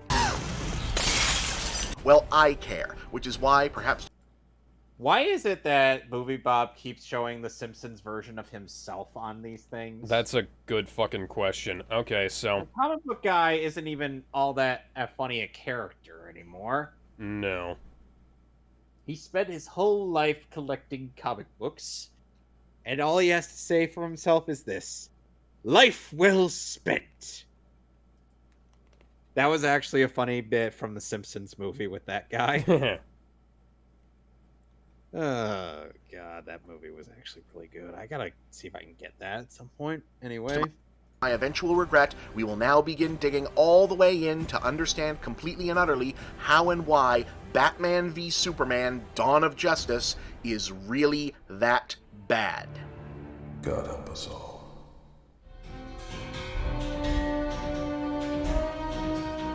Oh God, this looks cheap.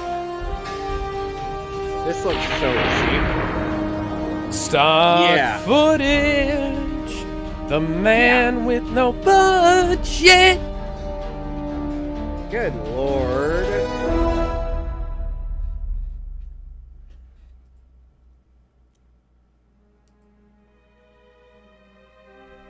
Delays tone and Zack Snyder. Wow, this sure took forever, huh? Oh, Okay. God. Get off the So, I'm screen, Bob. I make the show. Oh, God. It's the man, the myth, the quadruple chin. The Great Fazoo. Or the Great Kazoo. I'm trying to remember who the wrestler he looks like is. His receding hairline. Ugh. That ghastly Nintendo Power shirt. Put something in the background, you fucking tool! Why? You have a green screen for a reason. Use it, Bob. Anyway. You probably know that, but just in case. So anyway, this episode I wish is I had a blindfold. way overdue. For those of you who don't follow each individual installment, this was actually supposed to come out before the Really That Good for Transformers the movie, and it was scheduled to be so. The script was about halfway completed to get it done there. The reason that it got bumped was because right around the time that I was about to get started on really recording and editing and getting into the nitty-gritty of it, the news came out that Zack Snyder, the director of Batman v Superman Dawn of Justice and the director of the upcoming Justice League movie, the then upcoming Justice League movie, was going to be leaving the production of Justice League midway through post-production to be replaced by Joss Whedon because of a tragic event in his family, the loss of he and his wife Deborah's daughter. What relevance does this have to the goddamn review, Bob? I don't know, but I'm looking at something a lot better right now than MovieBob's fucking face. Just also going to say I like this. I like the shipping of Beast Boy and Raven, but for some reason only gets made official in the end of a comic or something bad. Sometimes both. Yeah. What are you looking at, Kevin? The slip for the Evangelion Blu-ray.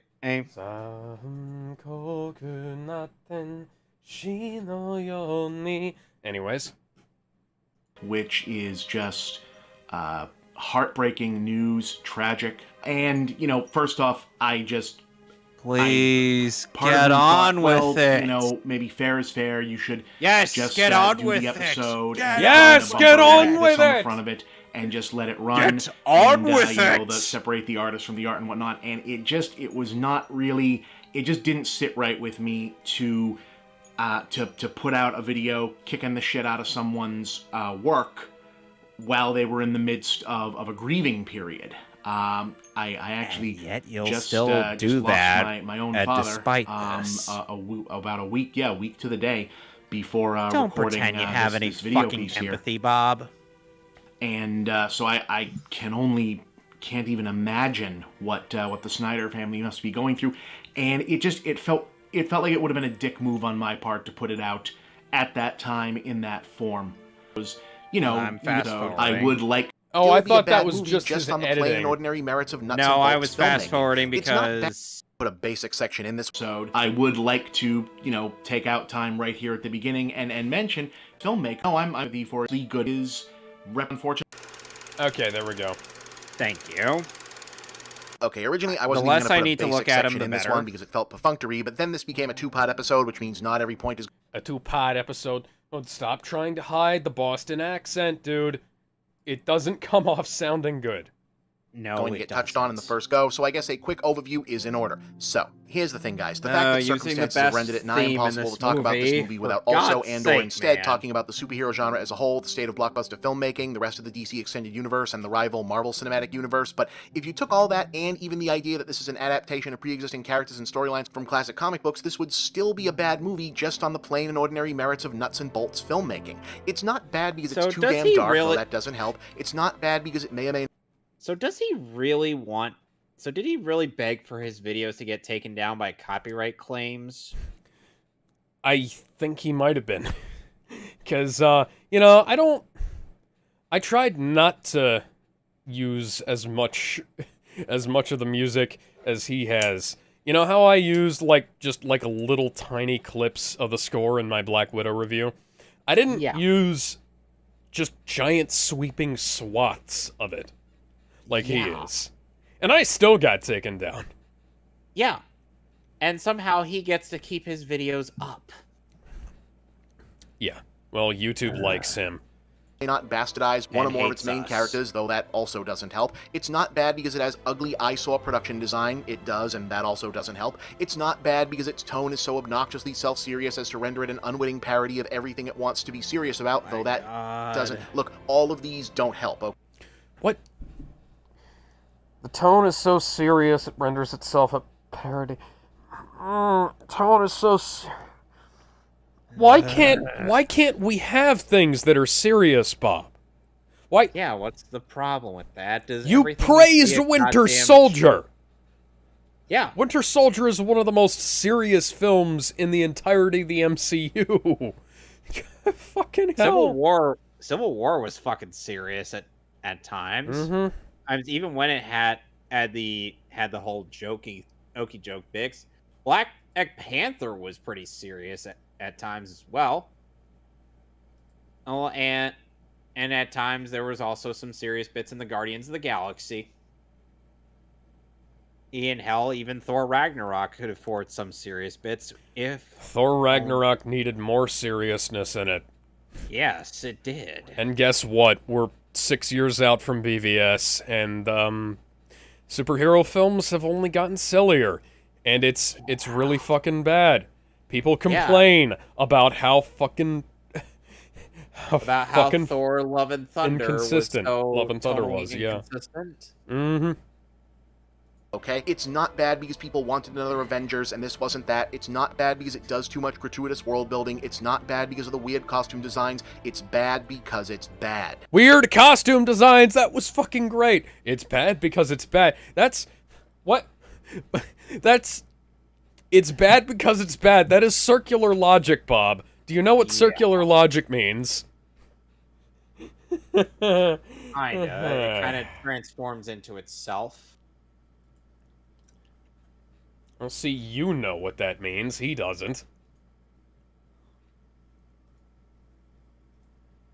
I get the distinct impression that... Is it wrong to want a healthy relationship depicted in comics instead of, well, what is popular? Or, see, that... Welcome to Spider-Man fans for the last 20 years, one of none. We've been asking that for fucking years. Anyway, what were you about to say? I get the distinct impression us watching this might have been part of Sosuke Aizen's sadistic plan. Yeah. He wanted us to view this as because he was bored. He was genuinely so bored out of his fucking mind that he wanted someone to suffer, even if it wasn't in his own universe.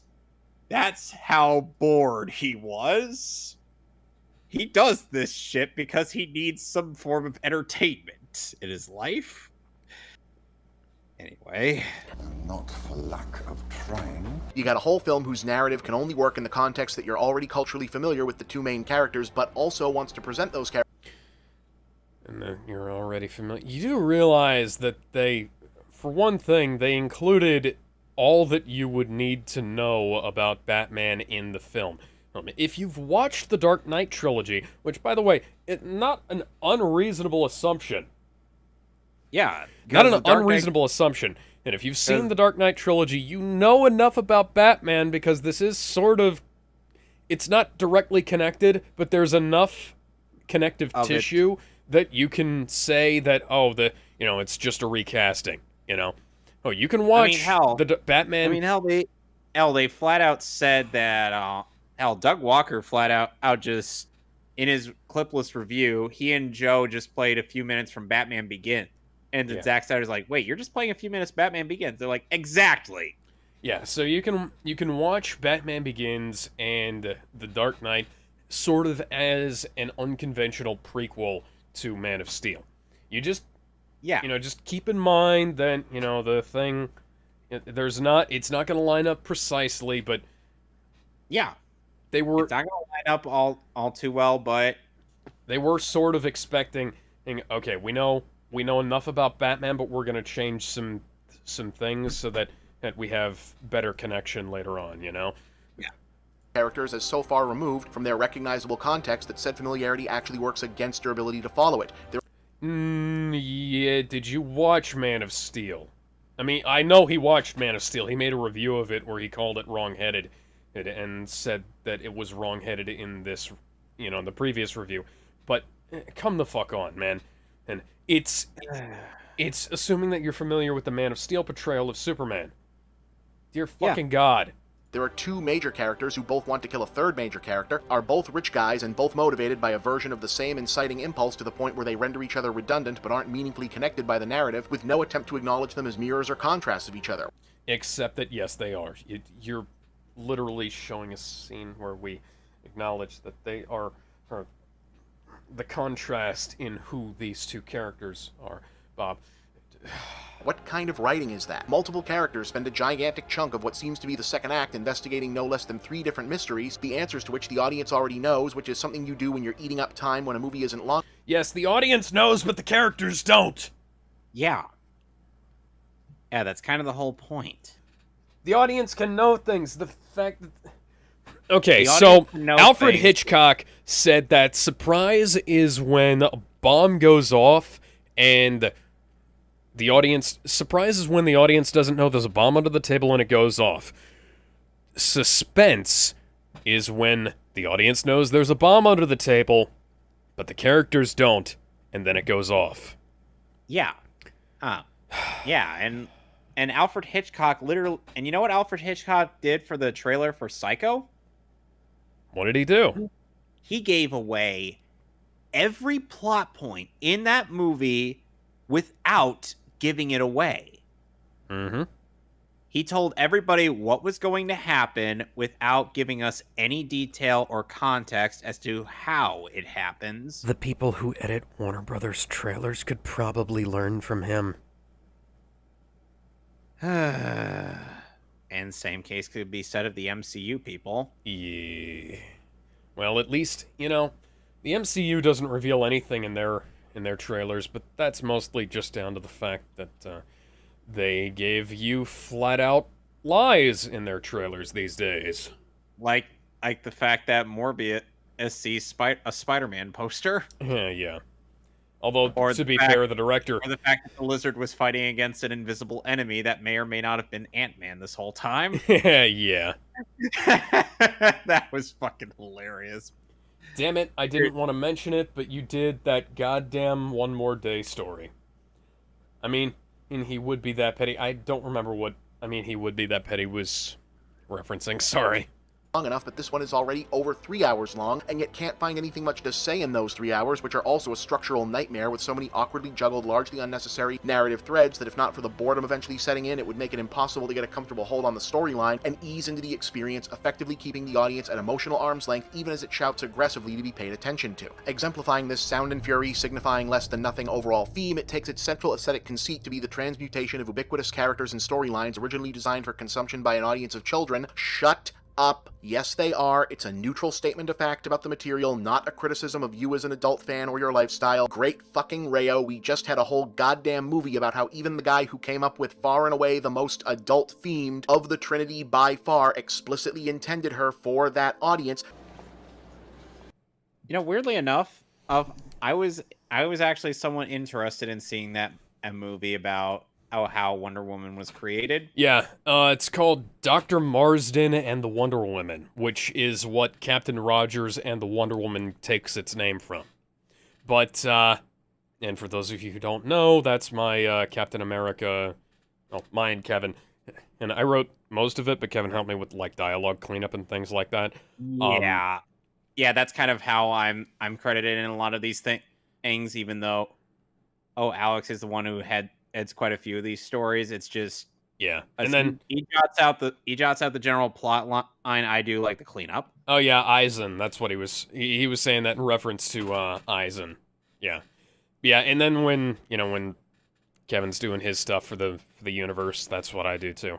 So yeah, okay, I hate to do this to us, but what the fuck were we talking about in relation to oh yeah, it was made for children. That's not an argument, Bob. That's not an argument. I would love to know who told you that was an argument. Taika Waititi. Oh, I don't think you've ever known a woman like me. Which, to be clear, is not in and of itself a bad thing. In fact, reconfiguring innocent or benevolent imagery into sinister forms is a tried and true bedrock technique of deconstructionist art, but the point of deconstructionism is to suggest and or reveal an unknown inner truth about the work being deconstructed. Yes, that's what this film does at the end, where Superman sacrifices himself to save a world that's come to despise him. And Superman is still... Men are still good. Batman lays out the fucking reconstruction in the end of the goddamn film. Oh my god, how do you miss a point this badly? Indeed. And Batman v Superman doesn't seem to have anything to say about Batman or Superman or really anything, instead using the brutal language of deconstruction to no actual end. Almost as though someone decided to borrow the memorable imagery from a famous deconstructionist text but didn't bother to also borrow the point behind any of that imagery. Huh. You flew too close to the sun. And what was with the jar of Lex Luthor's piss, right? What was going on there? And did Luthor know Batman was going to hijack his kryptonite? Like, he was kind of expecting it, yes. Yeah, he literally shows up at his own company, sees that, and he's like, okay, neat. So also, Fight Night's about to happen. Also, like, his guys told him that Batman tried to steal the kryptonite last time. Or do you think they showed up with half a truck to the LexCorp facility and Lex was like, "What happened here?" And they were just like, nothing important. We had some trouble on the way back with some rodents. No, I imagine that as a scenario, and then Clancy Brown, Lex Luthor's like, rodents tore half of your trailer apart. Well, they were man-sized. Unless, of course, there's a man-sized rodent and roaming around Metropolis, I expect you to do better. That sounds like something Lex would say. Yeah. Like, was that part of the master plan? It's not really clear in the movie, but it would kind of have to be, because Luthor already had access to kryptonite to experiment on Zod's body and make his anti-Superman monster, so why does he need to work so much harder to get more of it? Plus, he's the one manipulating Batman into fighting Superman. He has a scalpel-sized chunk of the stuff. Meanwhile, in India, there is a chunk the size of my fucking arm. Yeah.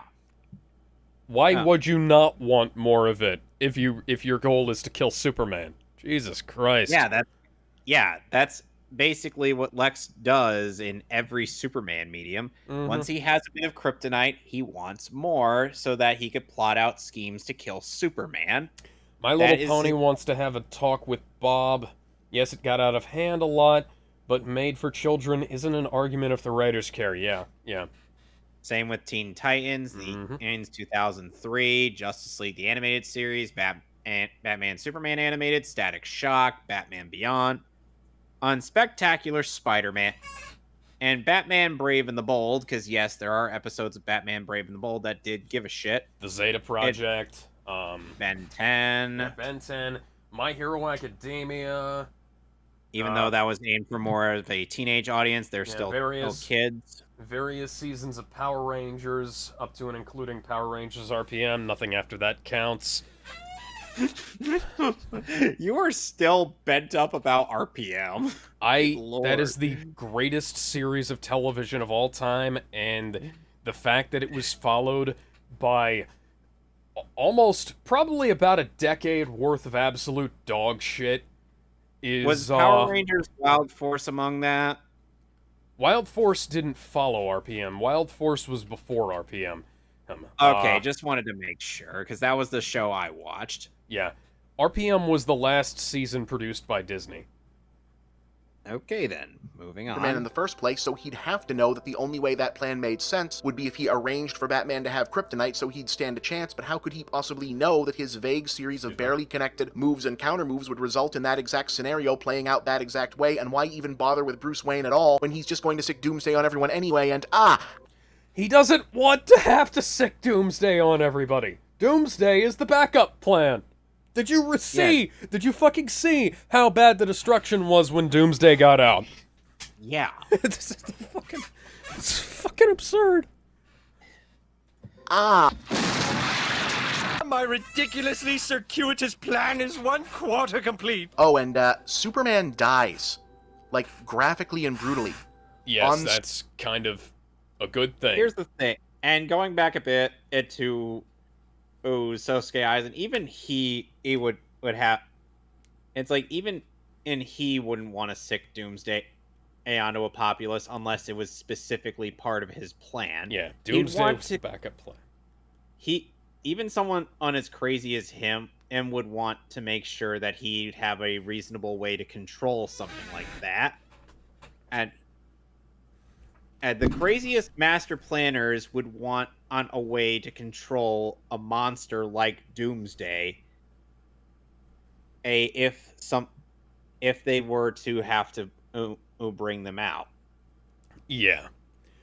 Plus, Subversion can get out of hand. The Chippendale live-action movie is that, yeah, I'd have to agree. Oh, God. See also The Last Jedi. Near universal symbol of hope, optimism, decency, righteousness, and genuine heroism. Mr. Truth, Justice, and the American Way. Hero, idol, imaginary friend, and surrogate father figure to generations of young people all over the world. Stabbed through the heart and dies, and nobody cared. I fucking cared, Bob. My little sister cared. I shed tears at that moment. Because Superman stares death in the face, and death fucking blinks. Yep. It's because he is this icon of hope and optimism. He represents and embodies this ideal of hope, should we say. I mean, and you wonder why characters like All Might are inspired by Superman, and they embody the whole symbol of hope, peace, and justice and whatnot. Mm-hmm. Superman is an influential figure throughout all of media, much like the tales of Heracles. Yep. Who also ended up inspiring Superman, and in some ways... Mm-hmm. Hercules... Granted, not in every way. Yeah, Hercules is kind of the originator of the brawny, smart hero. Yep. Although he did have difficulty in artisan, and hence why he ended up killing his art teacher. Killing off an allegorical messianic father figure, one of the easiest narrative emotional triggers in the entire canon, one that works so well in almost any circumstance that an entire generation is still traumatized about when it happened to a talking truck. Prime, you can't die. Do not grieve. Soon, I shall be one with the Matrix. And this movie manages to fuck it up with Superman. Talking... You did a really that good on Transformers the movie, and you still reduce Optimus Prime to nothing more than a talking truck. Okay, Bob. Whatever. I know it's supposed to be a joke, but it's not fucking funny. They killed Superman, and no one was all that upset. And that was something that was only ever going to work, if at all, in live action once. This was the entire popular culture's one bite at the death of Superman being a worldwide cultural moment for all time, and they threw it away forever. I mean, did they? No, they didn't. Because they'll, in like 20 or 30 years, they're just gonna go back and do it again. They already did it in animation twice. Yeah, they did it in animation 2 years after this. Mm-hmm. And in animation, well, maybe it wasn't as good as this movie, but here's the thing: it was still better than Doomsday. Yes, I agree. Yeah. Well, not even just that; it was still very emotional and impactful. Plus, Doomsday plowed through the whole of the Justice League at the very least. Yes, unlike in Superman Doomsday. Because where they Doomsday, didn't bother the to create a Superman it was possible didn't to even get to have that or care about before they killed him. They don't know how to honor him, except as a soldier. Folks, where did the VHS hiss on that come from, Bob? Do you not know how to rip a goddamn Blu-ray? When it comes to failing at cinematic storytelling, I cannot imagine a better metaphor than that a movie killed Superman and I felt nothing. That's because you're dead inside, Bob. Yes, he is emotionally and physically dead inside. Yeah. So when I say this film is worth pulling apart and examining for 2 plus-sized episodes to figure out what the hell went wrong here in the middle of the busiest month in the entire profession of film criticism because it's such a complete and total failure, that's what I'm talking about. Where is that buzzing coming from? That wasn't in the movie! No, it wasn't. Failed him. Now, that having been said, it is in fact worth acknowledging at first that a total failure doesn't necessarily mean total loss or totally without merit. After all, most of the time a bad movie is not bad because there isn't any good in it, but because what good is there can't help it. In that same token, before we dive any further into the muck, it will almost certainly do all of us some good to take note of what genuine positives Batman v Superman: Dawn of Justice does indeed possess. In a segment I'm calling... Stop using the stock footage. The following 3 lines of dialogue, both in writing and in execution, are genuinely terrific, reflecting an understanding of the legacies of the respective characters in question, and also a clear picture of the reimagined takes on the same that the film is attempting to convey. I'm older now than my father ever was. Not only is that just a well-written turn of phrase, it's an excellent summation of the broader mindset that drives this particular more resigned, fatalistic conception of Bruce Wayne, subtly but unmistakably communicating that even though the Batman persona is still driven fundamentally by the loss of his parents, time, the unmooring from the general human experience, and the acceptance that closure is never coming have eroded the ideals of justice and even the goal of revenge, leaving him only with the bleakest manifestation of his psychosis, survivor's guilt. This is probably Affleck's best acted scene in the film, feels the most honest, and sets up a sec, I gotta read this. Superman Doomsday was a romantic comedy with Doomsday tossed in by obligation to the name. Oh god, that is the best summation of that film I've ever read. Yes! Yes! Even Death of Superman, which had quite a bit of romance in there, or trying to help with the relationship of Superman and Lois, still all at least lived up to the name Death of fucking Superman. The romantic aspects of that film were also credible, unlike Lois Lane being in a relationship with Superman and not knowing he's Clark Kent. Oh, fuck, that was dumb. That was stupid. Anyway. A mechanism by which this broken, compromised Batman can reclaim his righteousness by symbolically achieving a version of his own otherwise unattainable closure narrative, but we'll talk about that later. So falls the House of Wayne. Well, there's something you don't see often in the Batman movies, a sense of what else might be driving Alfred to be Alfred other than a general idea of surrogate fatherhood. The notion that he sees himself not simply as a other than a general idea of surrogate fatherhood. Isn't that enough, Bob? butler, but as something more like a royal retainer of old, safeguarding not just the life of one charge, but the legacy of the noble house that preceded him, goes a long way toward explaining the psychology of someone who'd willingly help Bruce Wayne carry on as Batman, and thematically complements the idea of the Dark Knight as a literal knight, i.e. a wealthy lord protecting the peasantry whose village thrives adjacent to his fortress. They don't know how to honor him, except as a soldier.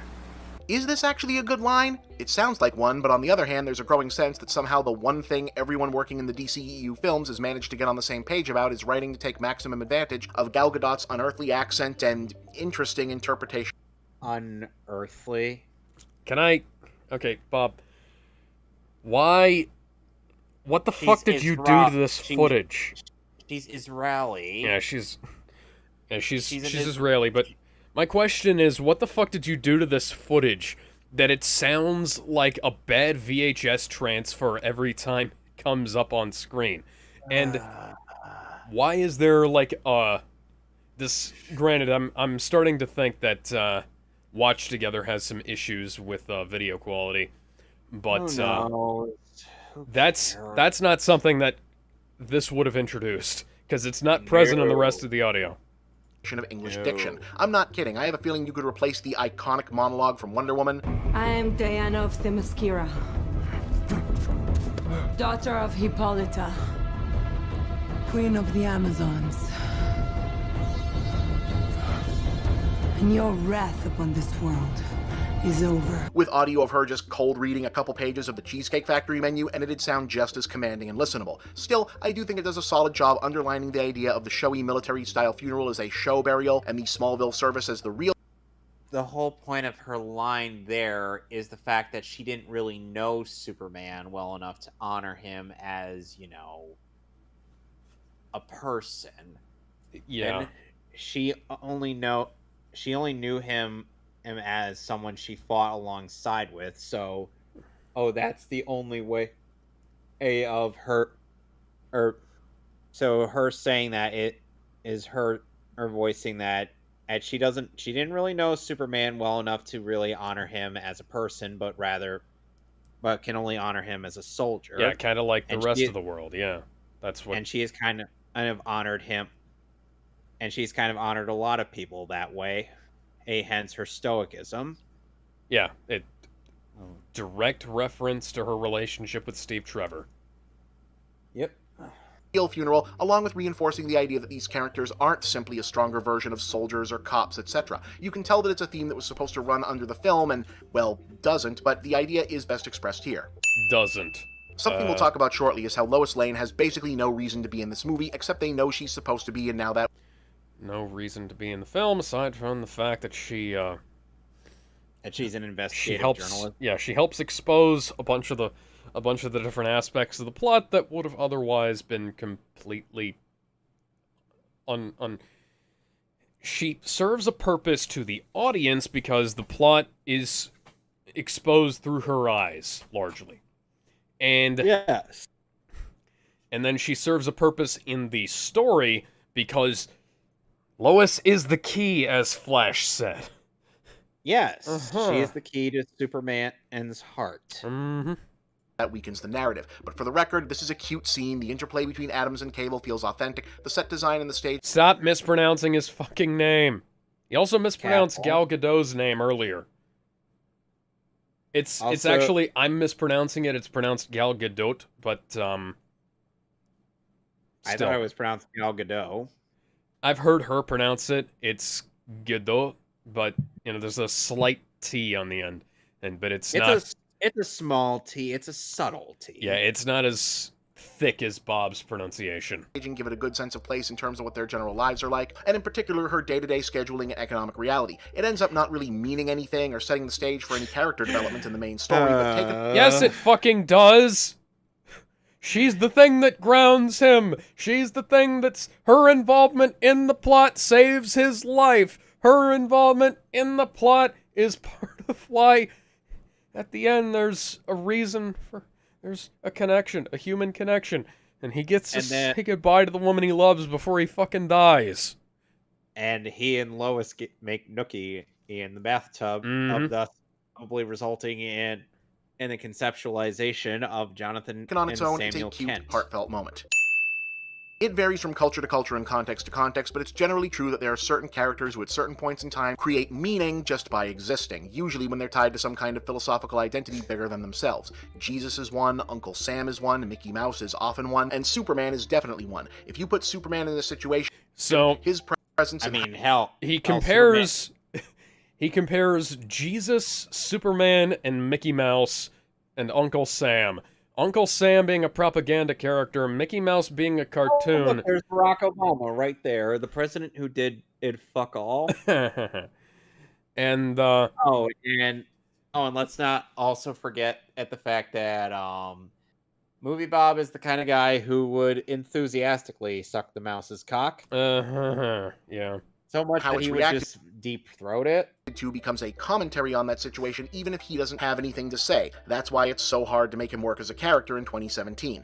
To its credit, Man of Steel starts from a really bold, interesting angle on how to make the Superman story relevant in this era. Batman v Superman is right to keep the through line going, namely that Superman, if he showed up in the otherwise real world today, would not be trusted. Yes, that could easily have come off as a cynical attempt to borrow the relevance of persecuted hero characters like the X-Men as a quick shortcut to making Superman feel more edgy, but it makes a certain amount of sense.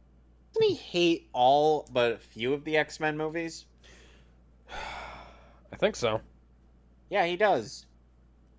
I mean, granted, a lot of the X-Men and, a lot of the He stuff only that the likes- X-Men movies did, it was kind of weird. He only likes X-Men First Class, Deadpool, Logan, and I believe Deadpool 2. That's like 4. What the fuck? Not even X2? He's like, if you squint hard enough.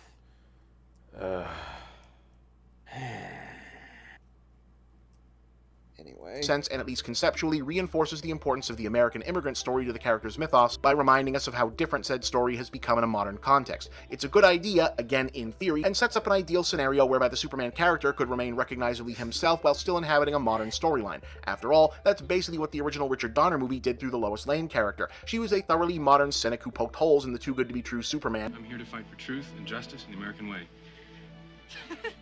You're gonna end up fighting every elected official in this country. Sure you don't really mean that, Lois? I don't believe this. And he was the Superman who proved himself through action to still be as relevant just the way he was after all. Like I said, Superman is hard to make work, you need at least a fresh angle for him to react off of, and this one is at least an idea of how to accomplish that. Something else that's going to keep coming up as a more or less neutral observation here, it's very clear that Zack Snyder, and probably not only him in terms of the powers that be at Warner Brothers, continue to struggle with a near-total lack of interest in secondary aspects of the Superman mythos. Jimmy, Lois, Daily Planet, Perry White, Ma and Pa Kent, Smallville, etc. But a sense of obligation that they needed to be there. We'll be getting into the execution of all that presently, but for the moment it should be acknowledged that the reimagined Perry White fares better than most, up to a point. The fact is, just about every original reason for Superman to work as a news reporter, from the ubiquity of newspapers themselves and metropolitan life to the need to be central to the flow of important information, doesn't really exist anymore. So if you're still going to have... some part of... it's like, I see Perry White in this stuff, and I'm just like, I don't even want to know how he would react to Superboy. Just like him being in Lois's apartment, he's just like, Lois, what's going on? Perry, this is Connor. But you said you weren't due in a few months. Now you got a teenager. I thought, yeah, I was like, I thought you weren't. How long have you and Clark been together? Not that long. Yeah, okay. He'd have several questions. He'd have all the questions. Anyway. Clark Kent, mild-mannered reporter as the part of your setup, you need to make some adjustments. And a Perry White who's jaded and cynical about his own business and whose relationship to Clark and Lois' misadventures are framed through his sense of a business barely being held together makes a lot of sense in that regard. We will speak at length about what went wrong with Jesse Eisenberg's Lex Luthor. Something that didn't, the idea of retooling him as a Silicon Valley weirdo. Yes, it feels like an obvious update, but on paper, the tech industry archetype of the creepy, scatterbrained, libertarian weirdo actually sort of squares better with the... Libertarian weirdo? Where did you get that idea, Bob? Is this just you with your own agenda, or, like, did I miss something? Granted, it is you we're talking about, so I'm assuming I didn't miss something. Yeah. Classical, genius, all-purpose supercriminal Golden Age Luthor than the post-crisis evil industrialist Luthor ever did, at least in my opinion. Off paper, we'll talk about that in due time. So hey, this brief live-action cutscene from one of the Arkham games is pretty damn cool looking. Well, I'm glad we can agree on that. Alright, I kid, but it is pretty cool to see. The sequence itself and its actual place within the film is going to come up again later in a decidedly less laudatory fashion, but it would be disingenuous for me not to acknowledge that after 7 live-action Batman movies where otherwise capable actors struggled to look not stupid in fight scenes while being unable to move around in their costumes, it's pretty goddamn cool to see a scene like this, and taken as its own... Wasn't Adam West able to move around in his suit? Yeah, but the fight scenes weren't really meant to be fight scenes. I they mean, were mostly there for plus, just comedic purposes. And plus, Bale was able to move around in his suit. I mean, hell, Yeah, Bale they specifically designed the Bale suit to be mobile. Well, even in Batman Begins. there's a line that Morgan Freeman says. He's like, "So you want to be able to turn your head while backing out of the driveway?" Yep. That was a funny joke. Now, the fight choreography in Dark Knight Rises was kind of fucking weird at places, but yeah, it was a little weird, but it was still pretty good. Yeah, I think that's down to Warner Brothers editing because they didn't use the coverage right. I don't know if I can't remember if Christopher Nolan got final cut on that film or not. We'll get to that when we get to that. Yeah. Anyway. Its own thing apart from the rest of the film, the point at which it appears and how it's informed by the story and character beats leading up to it, there's almost nothing to criticize about it. As if it needed to be said, at this point, Gal Gadot is absolutely the MVP of the entire DC Extended Universe, or whatever I'm supposed to call this tornado of nonsense now. She is as ideally suited to Wonder Woman as Christopher Reeve was to Superman, an almost inhumanly striking beauty whose delivery commands instant fascination and whose physical embodiment of the character is iconic like few other superhero actors have ever been right out of the gate. And because of these facts, her big reveal during the final battle with Doomsday is often touted as the part where the movie gets good, or the part that saves the whole film. Unfortunately, as much as I adore her in the role, sorry, not even close. And unlike the Batman fight we just got talking about, no, her big sequence doesn't become good on its own if you ignore everything else, because it's a culmination of all the stuff that didn't work leading up to it. More to the point, there's a distinct and important difference between I like this specific aspect of a movie and said aspect actually being a meaningful point in the movie's favor. And before you ask, yes, the same is absolutely true, perhaps even more so in the opposite direction. As a matter of fact, the number one hard thing about writing an episode like this, separating out the objective from the subjective. Obviously, when it comes to art criticism, the two are never going to fully be separated, and I'm a huge proponent of acknowledging that fact, but it doesn't mean that there's no action that needs to be taken or qualifiers that need to be laid out. The fact is, a movie being bad doesn't necessarily mean that every single thing in it that you personally don't care for contributed to that failing. Well, I'm glad you acknowledged that, Bob, but we didn't really need to hear that. Yeah? You know, usually we understand that. And the discourse around superhero movies in general is not particularly brain rife dead with like people your not audience. grasping this concept. For example, if you think that Spider-Man Homecoming was the best Spider-Man movie, you are out of your goddamn mind in that case. You're the Spider-Man from you. Oh, damn, I actually agree with Bob on something. But okay, fine. However, I'm that doesn't sorry. automatically mean that I'm if sorry, your reason for thinking that's still so one of the is that best it's officially as- connected to the Marvel Universe actually holds up as a quality in its favor. I'm sorry, it's just every time I watch that scene where Ned finds out that Peter's Spider-Man, that's a perfectly reasonable reaction. Yeah. You're just like, it's Spider-Man. I do like Ned in that film. And Peter just like without hesitancy just press the button, removes the costume. He's like, "No, I'm not. You were on the ceiling." And You did too much LDS in the 60s. I do not smoke Mormons, Peter. Should we make him look like Jacob Batalon in our version, or should we just make him look like how he is in Spectacular? I'd say Spectacular. Relevantly, it's perfectly okay for you to dislike the campy, self-referential sense of humor, deliberately artificial aesthetic, and gratuitous sexualization of the male physique in the Joel Schumacher Batman movies, but that's not what made them bad. Their screenplays, acting, and directing decisions did that. Now, well, that contributed to them being bad.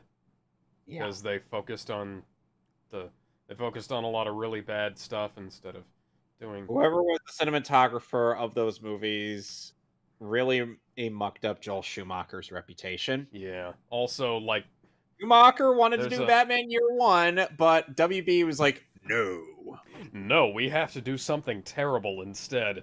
Unsurprisingly, I have a lot of not necessarily germane issues Schumacher to take with Batman v publicly Superman, and since I'd rather purge them from the for system those up front films. rather than have them creeping in and undermining the more substantive analysis to come, that's our segue to a section that I'm going to call...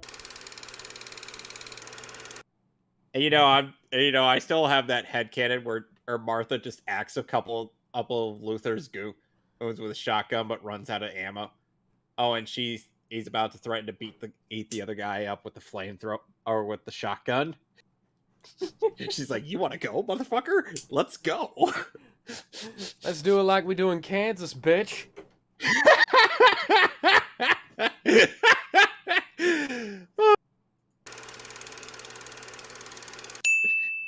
I said Superman should not have his red shorts. The red shorts have always looked stupid. The red shorts look stupid in live action.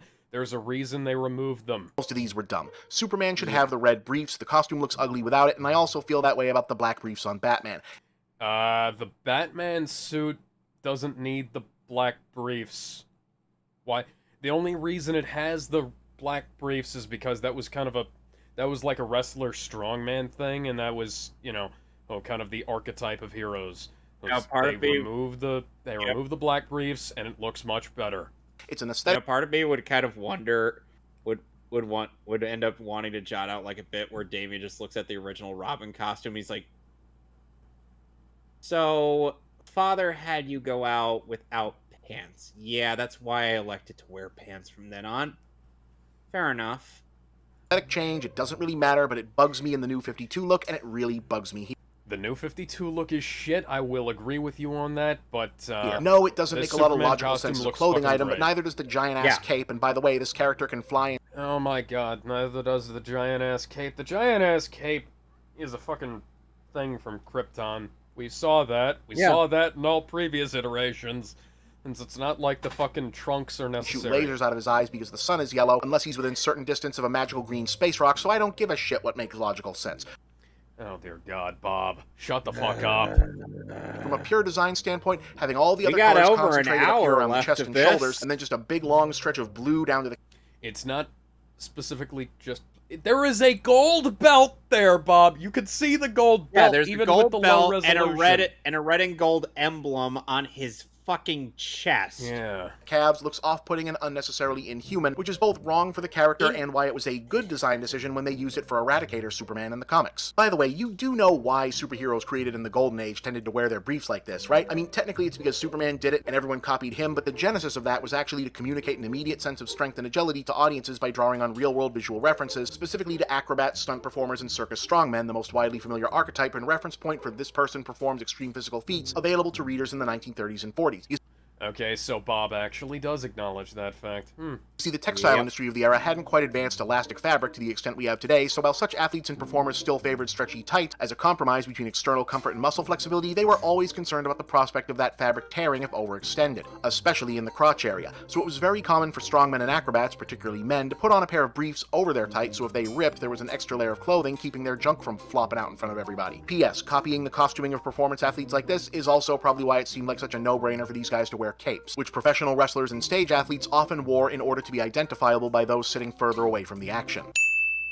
Some of this is related to design, casting, Fuck you, Ben Affleck is the best actor to play Batman. and directing choices, but for now, Ben Affleck doesn't work as Bruce Wayne, and a big part of the reason why is that everything about him looks just a little bit off. This big, absurdly chiseled dude with the overly well-managed permanent stubble and the just for men touch of gray combed into his hair, because it's so damn important to remind everyone that this is old Batman because Dark Knight Returns reference, but meanwhile, he's clearly in the best shape of his life with the absurdly bulgy CrossFit muscles, straining to escape his Brooks Brothers getup, and I'm sorry, as a screen presence, Affleck is just too readily exuding a laid-back bro presence that clashes Oh my god.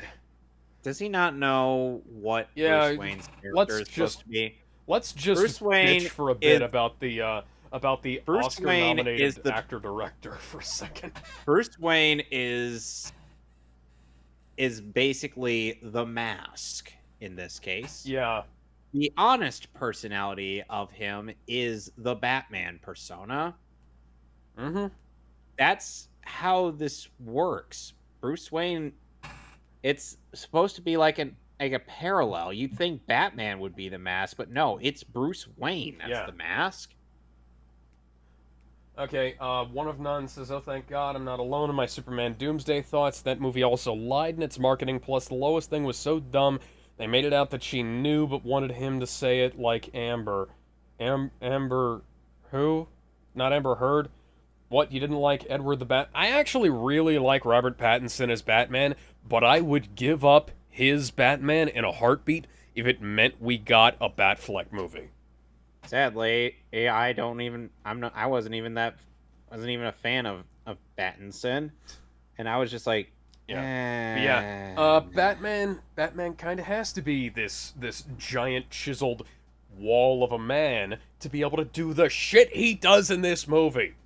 Dick Grayson has to be a wall of a man. and since he's an acrobat, same with Jason Todd, Tim Drake, and hell, even Damien is packing in some muscle. Yeah, you gotta be. He lifts like 100. Maniac. He benches like 125 pounds, and he's just like a few years into puberty. Yeah. Profoundly with the attempts to turn him into Schwarzenegger here. He looks ridiculous and it's distracting. So he looks ridiculous and it's distracting. No, he looks like the goddamn Batman. So is the voice, by Has the way. he not it's not seen as bad Batman as Christian the Bale's animated was. series? Hey, attention, Batman filmmakers, nobody is ever actually wondering about the whole he sounds just like Bruce Wayne thing. And maybe it Oh my god. Batman the animated series, he does 2 different voices. Kevin Conroy did 2 different voices as Batman and Bruce Wayne. Michael Keaton did 2 different voices as Batman and Bruce Wayne. Christian Bale did 2 voices as Bruce Wayne and Batman. The only one, Invisible Show, the girlfriend from the Invisible Show. Oh, Invincible. Okay. From Invincible. Okay, yeah, I gotcha. But yeah, you know, the worst part is Invincible. Amber does figure out that Mark is invincible.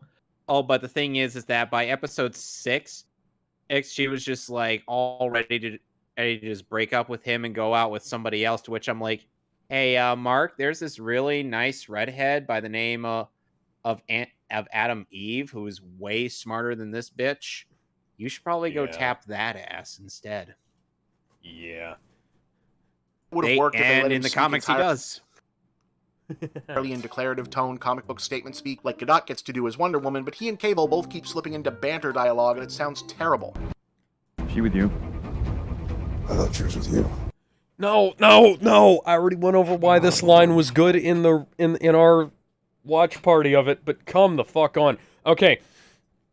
Let me lay this out. Superman, Wonder Woman says, I've killed things from other worlds before, right? And Superman, who's had about enough of this shit for one night, looks over to Batman, who spent the last 20 minutes trying to kill him, and asks, is she with you? Because why wouldn't you at that point? Superman's fucking done with this shit. And Batman, who at this point has thought that Wonder Woman was a Kryptonian, and looks over to Superman in surprise and is like, I thought she was with you. Like the both of them are like, who the fuck is this woman? Yeah. For real. That's what I got. Mm-hmm. It's like Superman's just like, really? I'm like, is she with you? Because... Boy, that sounds like something I want to make sure. Boy, that sounds like something you would have said. Batman's like, wait. Batman's like, wait, I thought she was with you. Mm-hmm. Huh. It's not just supposed to be a funny line. It's an insight into Batman's character and his thoughts. We didn't have to see it explained to us. The diegetic surprise, like, you can see the surprise on his face. And if you're not going to fix this, at least don't force him to do scenes opposite Jeremy Irons, an actor who probably sounds more like a larger-than-life mythic figure enunciating his responses to the Comcast automated customer service line than Ben Affleck ever has in anything. Fuck you. Oscar-nominated actor and director Ben Affleck has a better fucking career than you've ever had, MovieBob. Yep. And I know somebody... And I actually know somebody who's had dinner with Ben Affleck. Oh, nice. Yeah, she's a sweet woman. It's unfortunate for Amber because it comes off as them fixing her character. Yeah, it came off as them trying to make her more interesting, and it just made her into more of a bitch. Yeah, she was kind of a dumb blonde in the comics, but at the same time, she was at least a little bit nicer. Unfortunately, that did not change the fact that they broke up because she cheated on him. Yeah.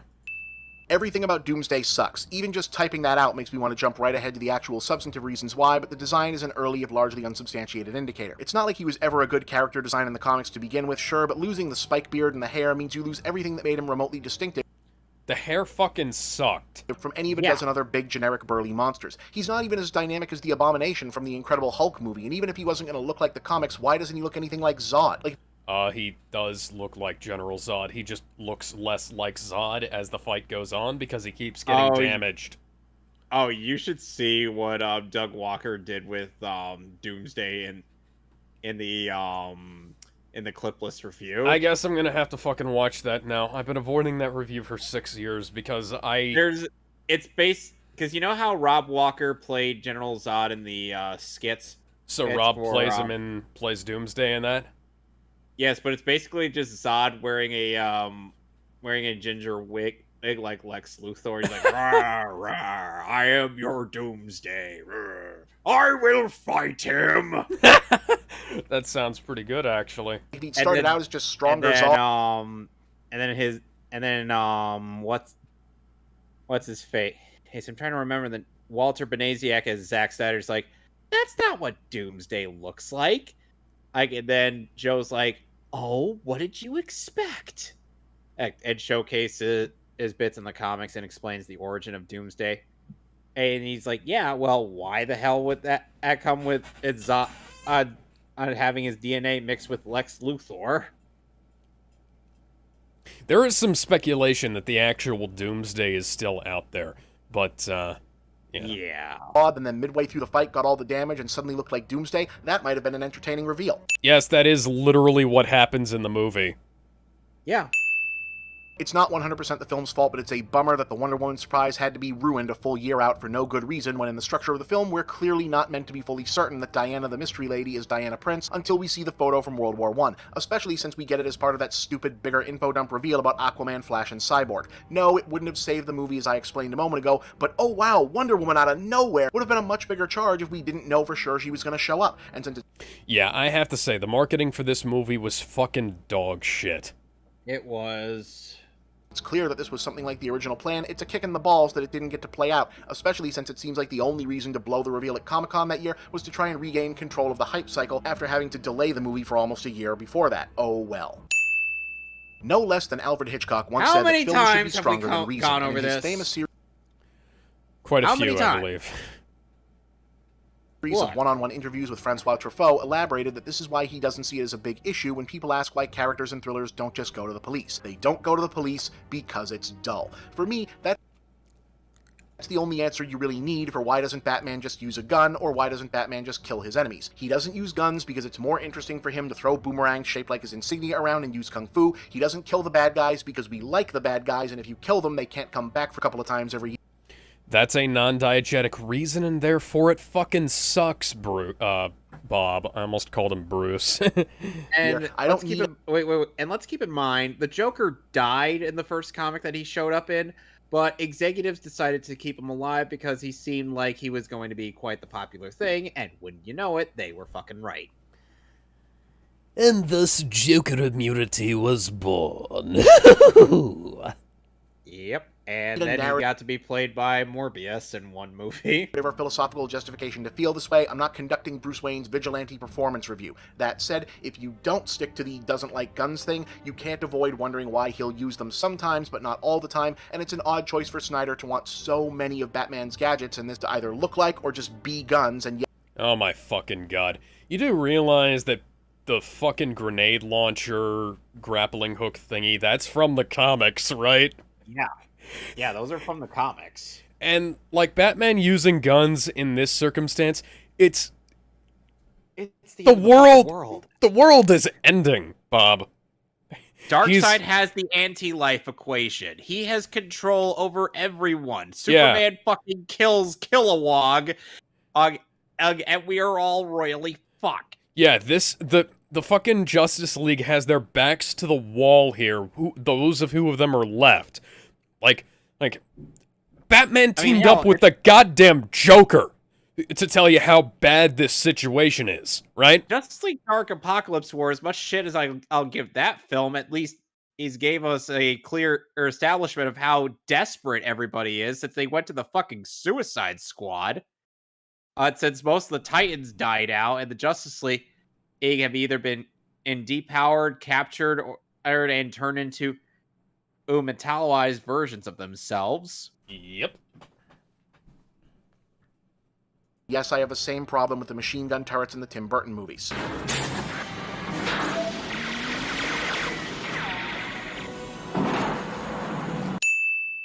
Gotham City and Metropolis being just across the water from each other is stupid, and it bugs me. I know.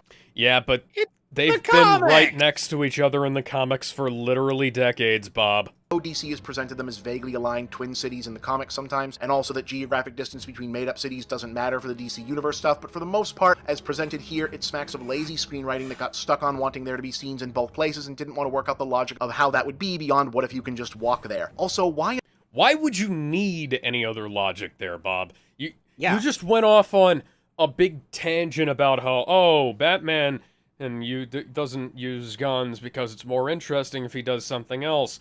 Fucking people don't go to the police because it's more interesting if they do something else.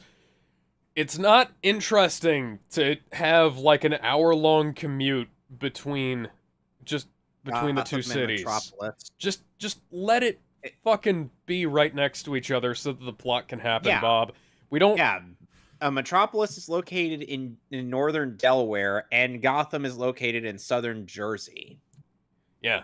And in our version, Metropolis is New York City and Gotham is Jersey City. Having the two of them close to each other is... We don't really need to change much of the layout, much of the geographic layout for Gotham. We could still have it in South Jersey. It's just, So Mark should go after the redhead. Got it. Hopefully they do that in the show. Yeah. Do you feel bad for Moore because he can't seem to succeed first as Joker than whatever that was?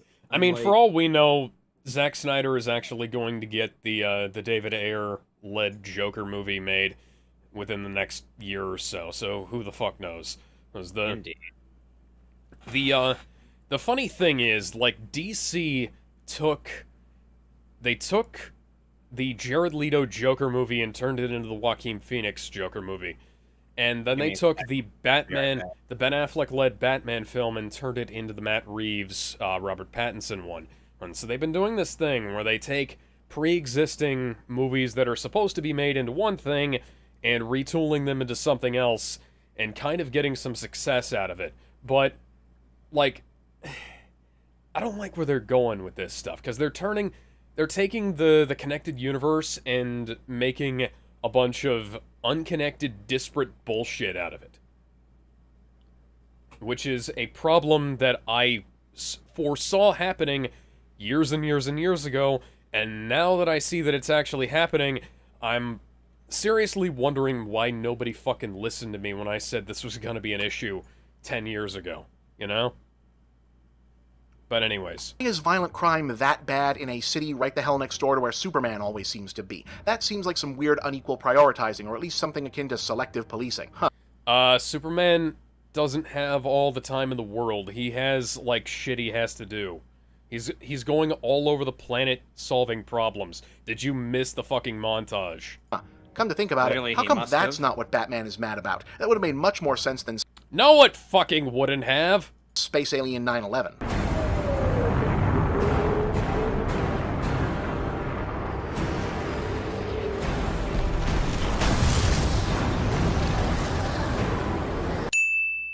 I'm not sure if I mentioned this already, but for this episode, I'm working from the extended version of the film. I wasn't originally planning on doing that since it's not the version most people saw, but having watched it, it doesn't actually change the plot structure very significantly other than to add more violence and exposition, the lack of neither not having been a problem with this movie, it doesn't add more exposition, it doesn't add more exposition, Bob, it just adds more plot.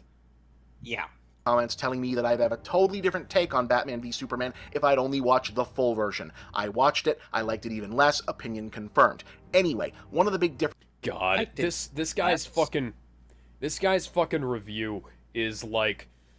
I'm seeing where so many people copied their fucking opinions about this movie from.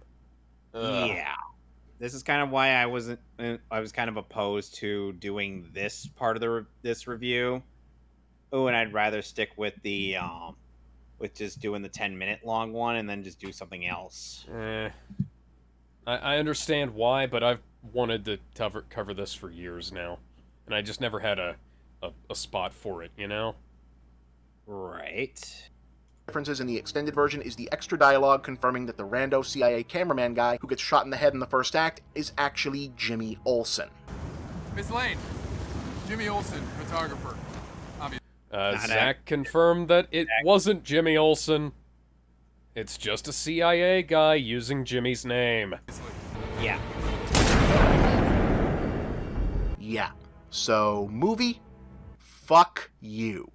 Fuck you, fuck you, fuck you, fuck you from the bottom of my heart. Fuck you. I actually have a lot more to say about this, both on the obvious negative side, but also on the theoretically positive side, i.e. the virtues of aggressively circumventing audience expectations to keep an adaptation of well-worn material fresh and original, and I even understand the basic justification for it being part of the film in terms of sending a clear, not your father's Superman indicator to the audience and staking out a filmmaker's intent to stray from the source material to their own presumed ends. All well and good and prime for later discussion. However, about 95% of the logic behind making this character be Jimmy Olsen is to provoke a visceral reaction from fans of the Superman franchise legacy, and my visceral reaction is to say, fuck you, Batman v Superman, Dawn of Justice, fuck you very much. Like, of all the ways there might...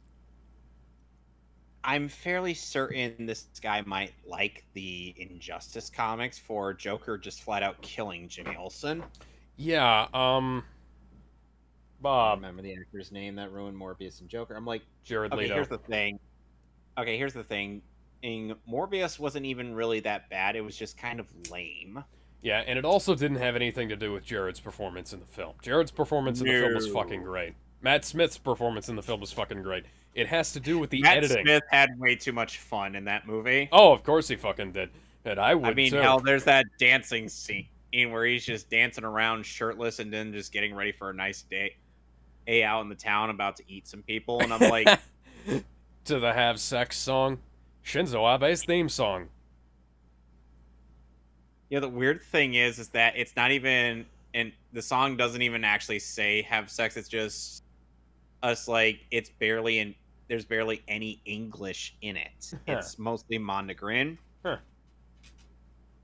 Might have been to make this clear to us. I mean, apart from leveling Metropolis, which you just did in the last movie, you go with let's kill Jimmy Olsen, Superman's pal Jimmy Olsen, the third, maybe even second most important supporting character in the whole franchise, who symbolically represents the broader ideal of Superman as an aspirational hero figure whose example can be emulated by the young readership he was designed for, who served as the main DC Comics universe connection to Jack Kirby's Fourth World books. You do realize nobody fucking liked Jimmy Olsen for, like, the entirety of the Silver Age, right? We don't talk about the Silver Age. Also, was that guy really running over Superman's dick with a bike? Yes, he was. That you're clearly looking to pillage for your broader metaplot, and who, like Robin for Batman, was a key and vital reason for why these characters were frequently adopted as a surrogate. Okay, fun fact, in the Teen Titans animated series, there's a scene where Beast Boy just bursts out of like that thing that Dick does when he's dressed up as Robin, and I think I showed you that a bit. Mm-hmm. And it actually showcases the year that he debuted, which was in the 60s. Mm-hmm. Yeah, Gar is that old. Yep. A lot of these characters are. Father figure Him by and their first Starfire are the oldest among the Titans. Generation of true fans amid the epidemic levels of family abandonment and orphaning during the Great Depression. The best thing you can do with him is to shoot him in the head to... Well, at least he wasn't made into a himbo hunk of beefcake solely there to stand around looking pretty like he was in Supergirl. And then he wound up becoming, what was that character? The Shield? Fuck, I don't even remember. What's that character that has, like, the Shield in DC Comics? Guardian? Guardian, yeah. He wound up being fucking Guardian. That's stupid. Yeah. That's fucking stupid. Anyway. Put your audience briefly off balance? Yeah, fuck off and fuck you. That's how it's... You used Supergirl as a positive example of a superhero TV show. You can fuck right off, Bob. Starts. The fever. Also not looking forward to that eventual Sinister Six movie. That having been said, I acknowledge by its placement We already here... had that. We already had a Sinister Six movie in the form of Spider-Man No Way Home. Yeah. And it was actually really good. Yep. We don't need a Sony Universe Sinister Six film because we can't do a Sinister Six movie without Spider-Man. Yeah, cue up an off-key version of the Avengers theme.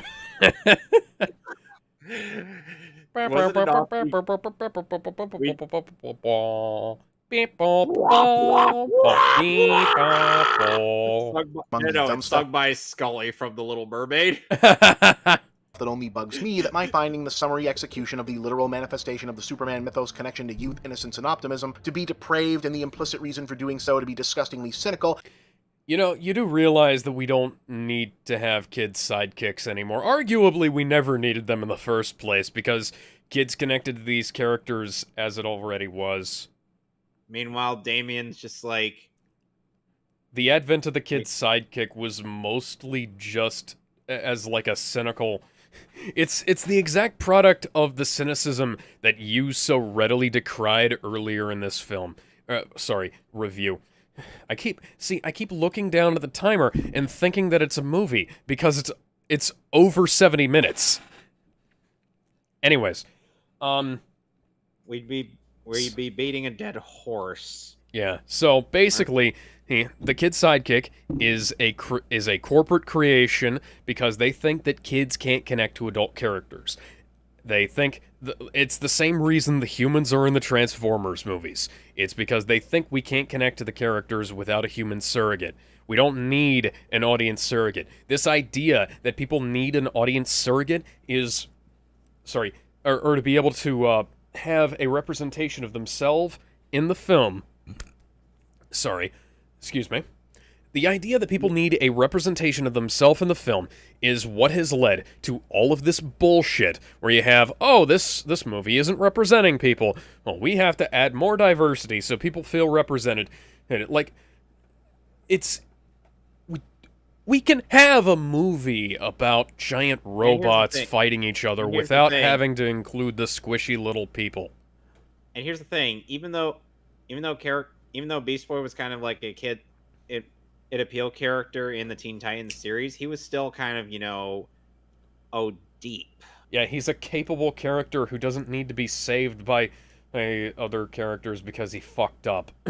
He's kind of proven himself to be more than just the Doom Patrol's kid member, or he's become his own hero. Yeah, kind of like how Robin grew out of the kid's sidekick thing. Did you two hear Dr. Doom will be introduced in Black Panther 2? Yes, we did. That's actually something we're going to be talking about on our Monday stream over on the Metley Crew. Anyway. That, in and of itself, doesn't make it a flaw in the film, and the main reason why is that my reaction to it is predicated on outside knowledge of previous incarnations of the material, which is not relevant to this analysis or criticism of this version. I accept that to be true. I do not, however, accept that to be true in every single case. In fact, I believe both the specific circumstances related to Batman v Superman's place in the pop culture of the moment, and the more general changing shape of media and how we engage with it as a culture has rendered the old maxim that the movie as self-contained individual object is the only thing that matters increasingly obsolete in the broader sense and very much impossible in this singular. See, Bob, the movie being the only thing that matters was never true.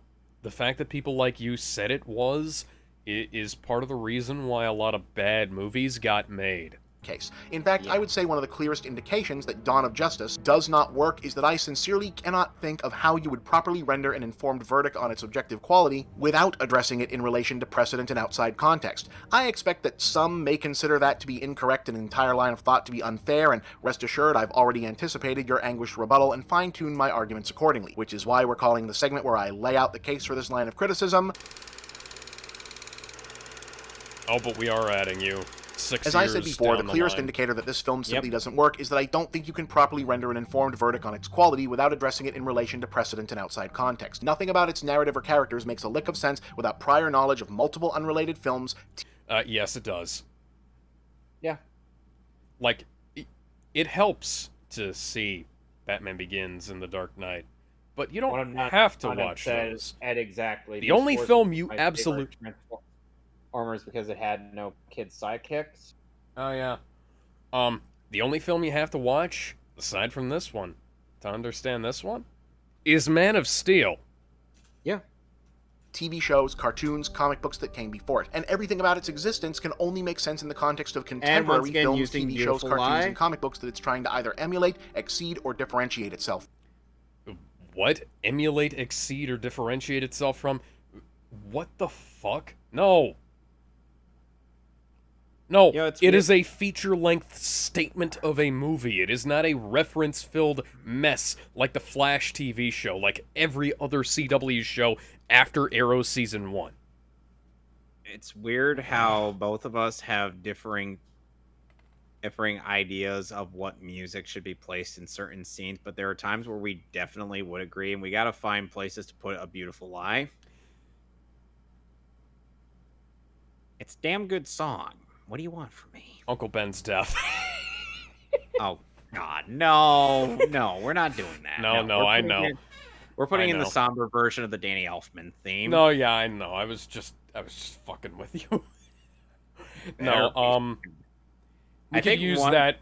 If we ever, were to animate this, I'd say definitely for Batman's origin. Well, that and also some parts of Damien's bits. Oh yeah. Here's the thing. If I finds out a lot of his upbringing was nothing more than just a lie. I'm working from the premise of judging Batman v Superman Dawn of Justice exclusively based on its quality as a locked-off individual art object, absent any context relating to its own source material or the rest of the genre, then this would have been over with, hold on, let me check, 5,870 plus words ago. Okay, so why didn't you?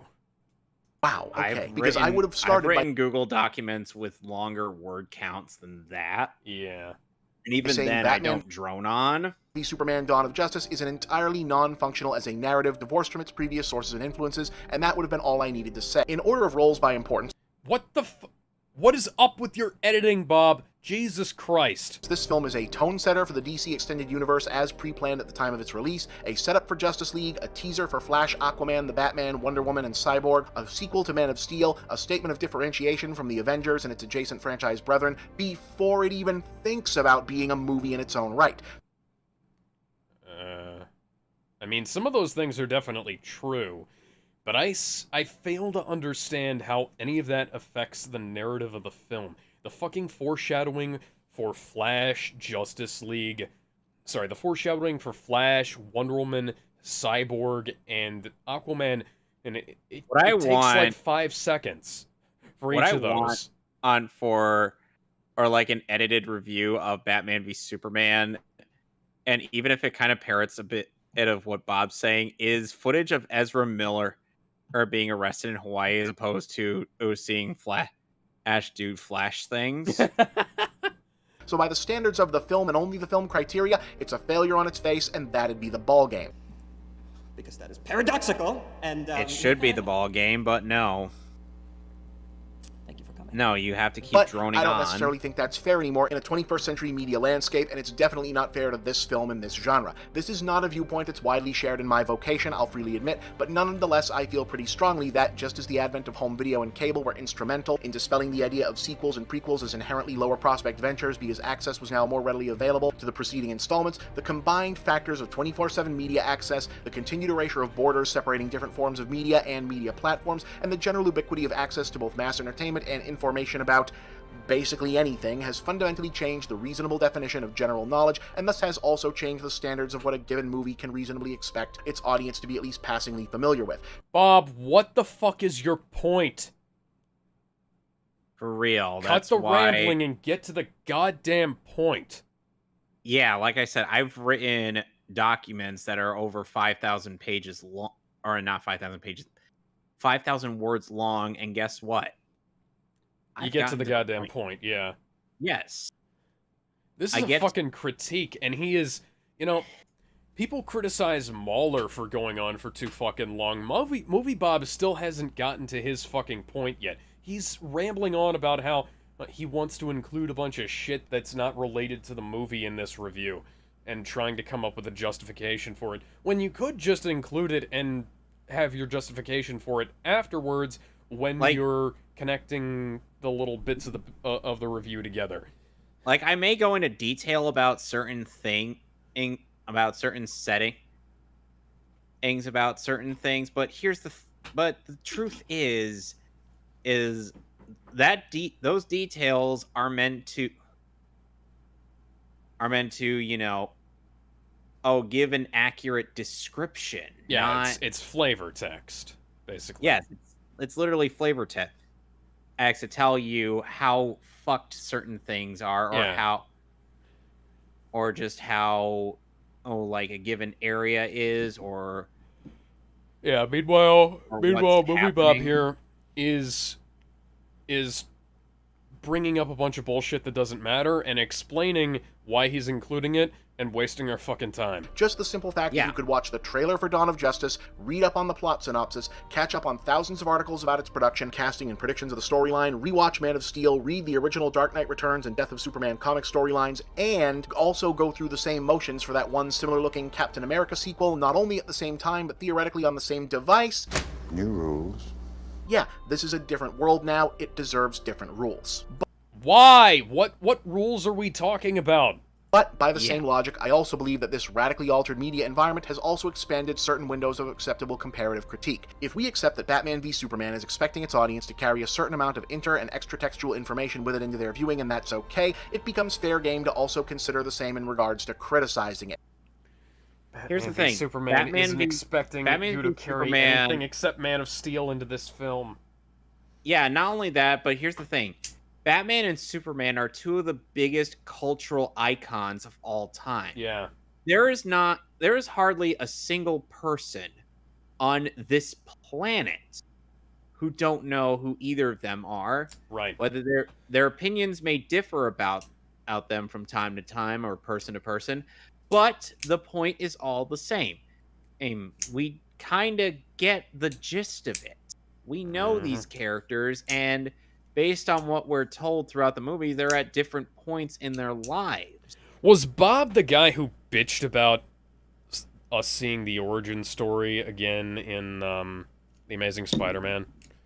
No, I think that might have been Marcus. Okay, because I haven't seen his Amazing Spider-Man review in a long time, but I do remember a lot of people bitching about seeing the origin again in The Amazing Spider-Man. And, like, this is like two different problems here. Either, if you're complaining about not having enough information about the character, sure, but don't complain about a different film giving you information about the character. Even if we didn't really have, like, proper origin for Spider-Man, at the very least, we could infer, based on what Peter says to Tony... to Tony and Ned, what happened in the 6 months since he got his powers. He chose not to act in a moment where he could have done something, and that costed him greatly. Yeah. It may or may not have been Uncle Ben, but still the point stands. It was Uncle Ben, let's be honest here. We've seen Uncle Ben's briefcase, so. I know, but I know it. I'm just saying. And I'm just saying based on the fact that Peter gets further told about great power and responsibility from Aunt May. There is a reason Yahtzee's extra punctuation is only 10 or so minutes. This hurts a lot. Yeah, Yahtzee actually has media training and a rather extensive background in doing stuff like this. So, he had experience before the Escapist picked him up, and he picked up more experience as the time went on, and actually knows how to edit his shit to get to the point. The longest zero punctuation review is less than 10 minutes long. I mean, hell, Doug and James Rolfe have at least experience with some of this stuff. Yep, and they have better editing than this idiot. And James Rolfe and Doug Walker actually make valid points usually, even when they're trying to be funny. Yeah, like Doug Walker has some shitty points he's made. Doug exaggerates some of his weird takes, but even he admits that it's kind of more of his just his opinion. Yeah. And he may do it may be like an analytical film review, but at the same time, he knows that it's just his opinion. Yeah. But the fact is, while the idea of standalone... Oh, it's okay to talk... Yes, it's okay to talk about the comics. It's always been okay to talk about the comics. The only people who think it's not okay to talk about the comics are people like you, Bob. appraisal of art is basically sound, there's always mitigating factors when it comes to how much an audience is presumed to know. Saving Private Ryan doesn't feel the need to explain why the Allies and Nazis are fighting. William Shakespeare's audience, primarily poor and working-class theatergoers, not expected to have had extensive education, if at all, remember, was presumed to have at least heard of the real-life figures, mythological characters, and historical events he incorporated into his plays. Renaissance painters and sculptors generally assumed correctly that patrons would immediately... See, that was actually a pretty good joke where they had the Ninja Turtles there, but... recognize the biblical characters and tableaus they were constantly depicting. And in 2017, I do think it's similarly safe to assume that audiences already know who Batman and Superman are, and who Clark Kent and Bruce Wayne are, and to have expectations and preconceptions as to who they are as characters and how they'll behave. To know that if a lady shows up dressed like an Amazon, it's probably Wonder Woman, that if a green rock is in the vicinity, it's kryptonite and that's bad, that a guy named Lex Luthor is up to no good, maybe even to recognize who at least one of these people is supposed to be. Gee, it's almost like the Justice League and Teen Titans animated series were incredibly popular or something. And while it goes without saying that you're probably expected to have seen Man of Steel, or at least know what Man of Steel was if you're watching a sequel to Man of Steel, I would go so far as to say it's not unreasonable to grasp that Dawn of Justice means that this is loading the basis for the Justice League movie going in. The others like me. Why did you say they'll have to fight? Just call it a hunch. Just a feeling. However, that has to cut both ways. If it's acceptable, and to an extent I think it is, for Batman v Superman to be defended from certain criticisms of its narrative on the basis of, look, these are ubiquitous icons from shared modern mythology, some of it you're just supposed to know going in, then it also has to be acceptable for it to be judged by certain criticisms on the same basis. Who was saying this? Nobody was making this fucking argument, Bob. For real? If it's okay for supporters of the film to say that the conception of Bruce Wayne and Batman as a brutal sadist who brands the criminals he beats up with a marker in order to get them murdered in prison and very clearly... He didn't do... That was Lex! Lex was the guy doing that! Did you miss that, Bob? Murders multiple people himself is justified because Batman has canonically been depicted going to those extremes in this or that comic, then... Yes, okay, so let's go over this. Batman kills people all the fucking time. The no-kill rule is bullshit. Everybody knows this. People just don't want to admit it. Moving on. It has to be okay for me to point out that the character being presented as Superman here and previously in Man of Steel bears almost no coherent resemblance beyond name and appearance to any recognizable official incarnation of the character from those same comics. Okay, Stuck in the Silver Age is this idiot. Okay, John Byrne, the Man of Steel. Mark Waid, Kingdom Come, and Superman Birthright. Jeff Johns, even. Jeff Johns, Superman Secret Origin. Jeff Johns was at least a good writer for the Teen Titans, but then he started to get too indulgent. Jeff Johns, great comic writer, needs to stay the fuck away from movies. Yep. Again and again, we hear this refrain as it's related to the failings of every DCEU movie that isn't Wonder Woman. If you know the comics, it all makes sense. Well, I do know the comics. I know them very well. I shouldn't need to, but I do, and I'm here to tell you, no, it does not.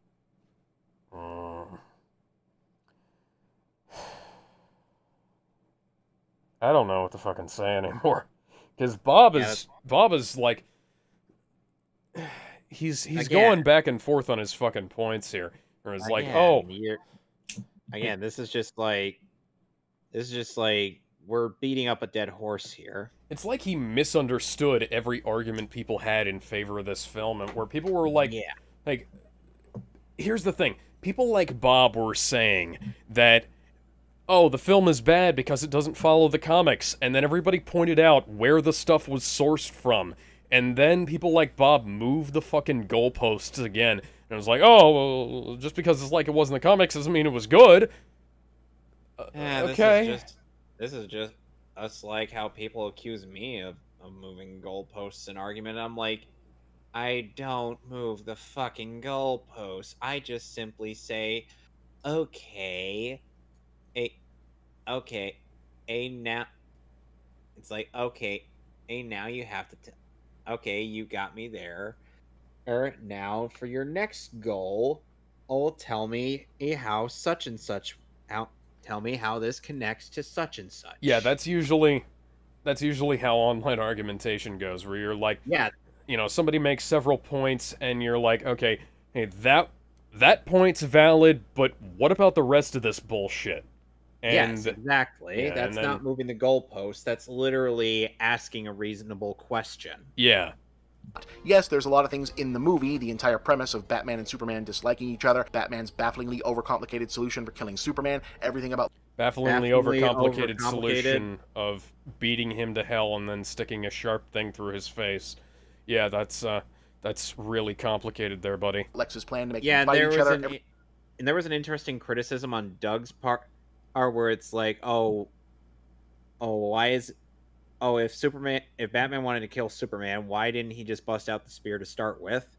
And I'm like, the more I think about it, the more I'm like, maybe Batman wanted to beat him into submission before or stabbing him. Yeah, like honestly, you kind of get the sense that it's not out of character for Batman to want to beat someone into submission.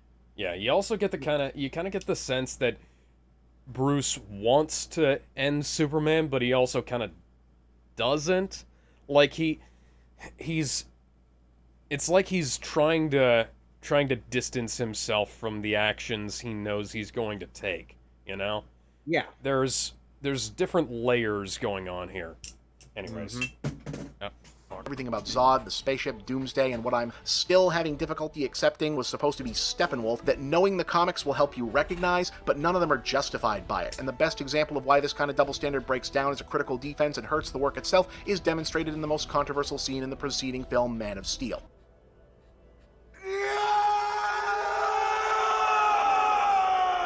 So, Superman and General Zod have fought to a standstill, and it's clear that they are evenly matched save for Superman having a reason to hold back and Zod having none. Recognizing this, Zod trains his heat vision on a random human family and declares that Superman can only stop him from murdering them and everyone else on Earth by killing him. Superman accepts that this is the case and that he has no other choice. Down goes General Zod. Never.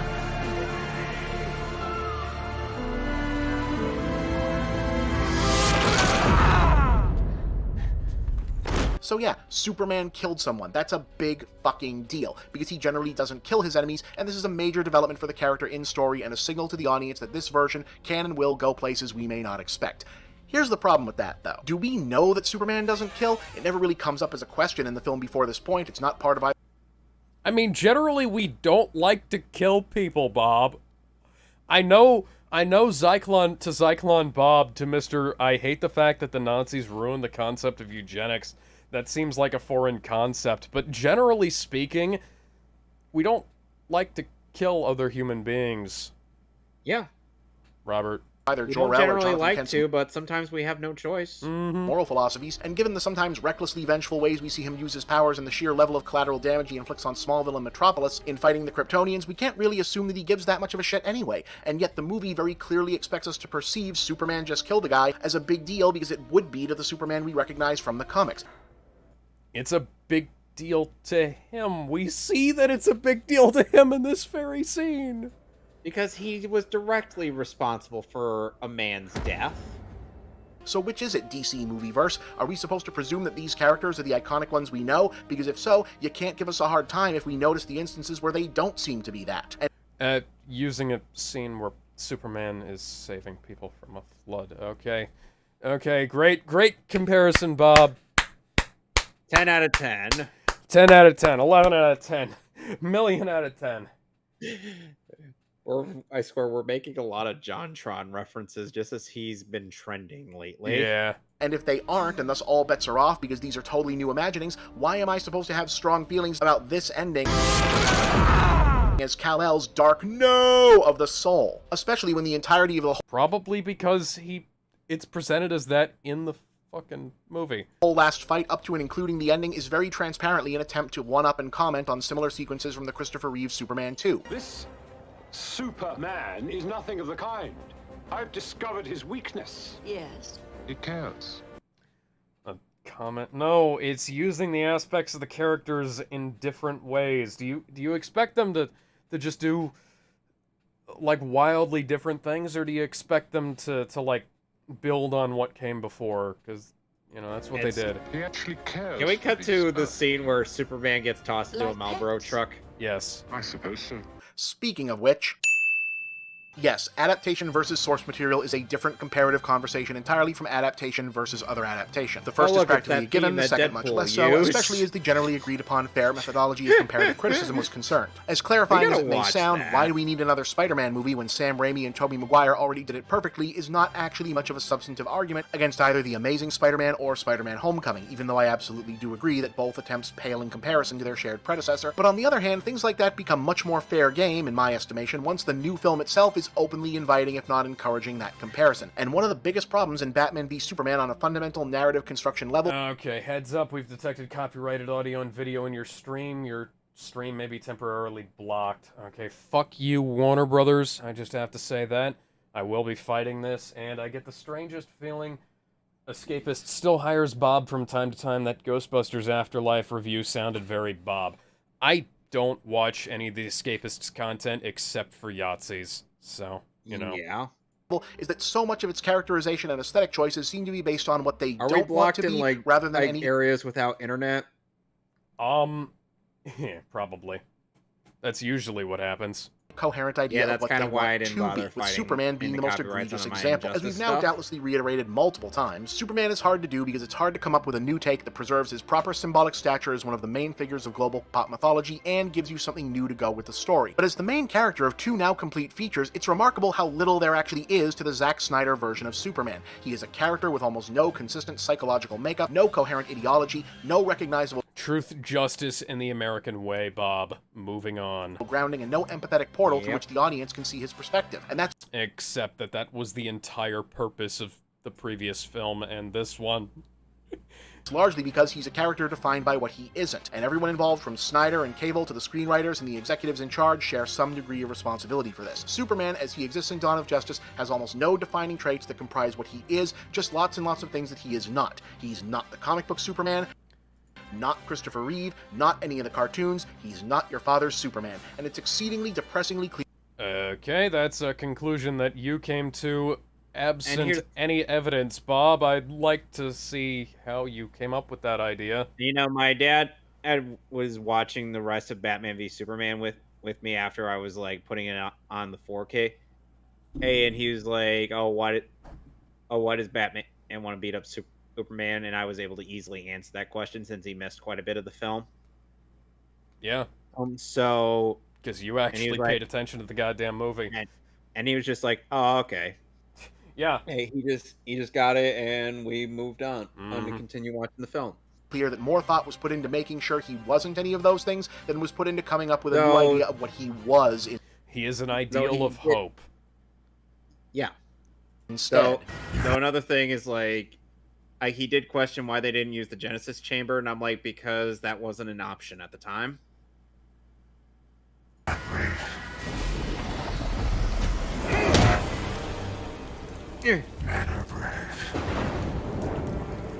And this extends out to the broader film he has to interact with. I mentioned before that making Superman I like not Superman just going, oh. He's like, oh, shit. My punch didn't hit you. Didn't hurt you.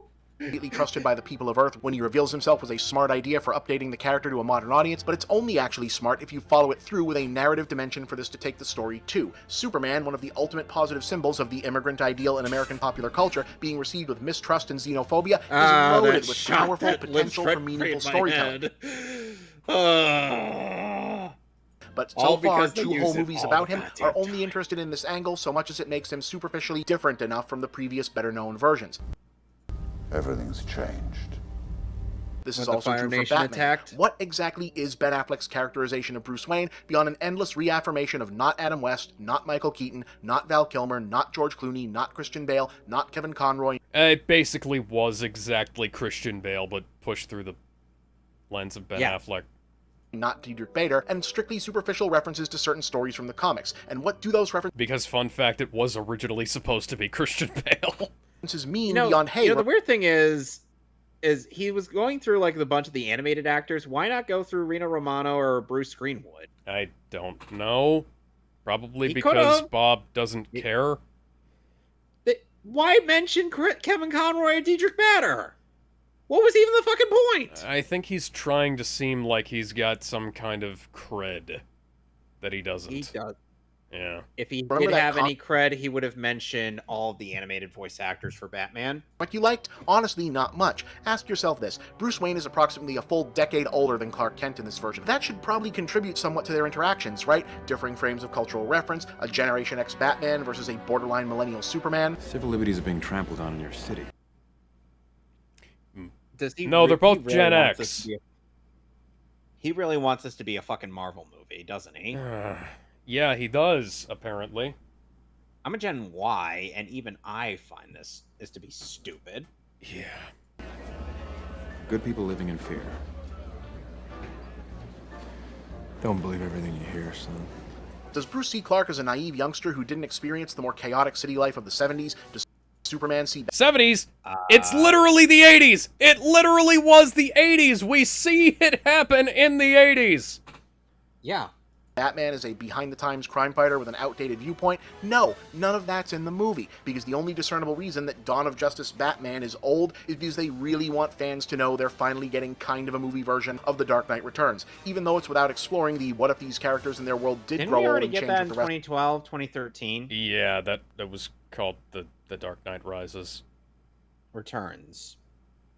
There was an animated Dark Knight Returns duology. Oh, yeah, the animated Dark Knight Returns movie. I forgot about that. Yeah, it starred Peter Weller. Yeah, Peter Weller was a great Batman, actually. Granted, Michael Ironside voiced the old Batman in one little skit from Batman the Animated Series. Oh, that one was fucking great, too. Yeah, either one would have definitely worked for that. That were the whole reason Frank Miller was inspired to write that damn book in the first place. In fact, the film is so intent on borrowing Dark Knight Returns' considerable clout with the fanboy set that it's willing to undercut its own narrative in order to do so. Put a pin in this aspect for later, but at least for now, remember and take note that the iconography of the fight scene from that comic, i.e. Superman fighting hand-to-hand, Batman wearing a suit of armor, the viciousness they both employ, all had very specific reasons for playing out the way they did in the story leading up to it that are either... You know, it's weird that the animated movie actually did better than both fight scenes. Is because I'd actually rank this like a comic goes in third place, is this movie second place, and animated movie first place. Yeah, the animated movie had some animation issues that I didn't like, but the fight scene was actually pretty good. Yeah, the fight choreography was amazing in the animated movie. Unlike a bunch of the animated movies that would follow. Except for Judas Contract, because they had that style change near the end of it that actually worked in its favor. Whenever Jay Oliva is doing direction or storyboards, the fights always look great. Jay Oliva did the fights and storyboards for this movie, by the way. Yeah. Like Gendy Tartakovsky did the storyboarding for Iron Man 2. Yeah, that's part of the reason why Iron Man 2 looks so fucking good, and Iron Man 3 kind of looks like shit. But Iron Man 3 isn't nearly as bad as some of the MCU movies we would get to later. And the fight choreography wasn't the main falling point of that film anyways. It was Shane Black's desperate need for an editor. Please, I need an editor! I'm begging you! Different or completely absent. And every editor's like, no. Absent in this film apart from the visuals. I bet your parents taught you that you mean something. That you're here for a reason. As Superman at that point is kind of drunk. The whole versus aspect of the movie doesn't even make sense because it's seemingly only there to justify lifting visual reference from Dark Knight Returns because, well, by all indications, because Man of Steel underperformed and pulling the trigger on sort of adaptations of two of DC's best... Underperform my ass. Yeah, that nearly $1 billion. Granted, it didn't make as much as it could have, but, in 2013, by all rights, it should have made more, but again, it's not like it was competing with any big moneymaker that year. Well, the marketing, the marketing was was Iron shit. Man 3. Because that year we had Iron Man 3 and Thor: The Dark World, which last I checked, neither of those movies did it all too well. I mean, Iron Man 3 broke $1 billion, but The Dark World was justifiably not that well received. What I was gonna say was that they didn't do that great of a job with the marketing for Man of Steel either. Like, the trailers, the first trailer is really good, but the subsequent trailers are kind of shit because they mostly just... they don't really lean into the fact that it's a Superman movie, you know? Well, like, at the end of the film, you find out, oh, Man of Steel. Oh, okay, this is a Superman film. But, like, The Dark Knight, the trailers for The Dark Knight, you were damn sure that was a goddamn Batman movie. You know? Anyway. Best-selling trade paperbacks in the same movie must have seemed like the last remaining can't miss for catching up to the competition. And that brings us to the other elephant in the room. Okay, look, you and I don't have to like it, but this is the media landscape we're dealing with. Yes, it used to be true that shared universes and episodic, serialized, multi-tier franchises were an improbable ideal that no one could be expected to keep up with, but the reason the Marvel Cinematic Universe both exists in the first place and does so to such success that at least 60% of the bad decisions that went into Batman v Superman... These exceptional beings live among us. The basis of our myths, gods among men upon our little blue planet here. Were the result of trying to copy the Marvel formula is that the manner in which we consume media now makes it possible and smart business. Films move from theaters to home video more quickly, social media keeps the conversation around them ubiquitous and ever-present, the unprecedented number of devices and services through which to consume media has made it easier than ever to get caught up in a hurry, and the globalization of popular culture makes the superhero genre, unmoored as it is from national, cultural, or even temporal specificity, to the degree... yeah.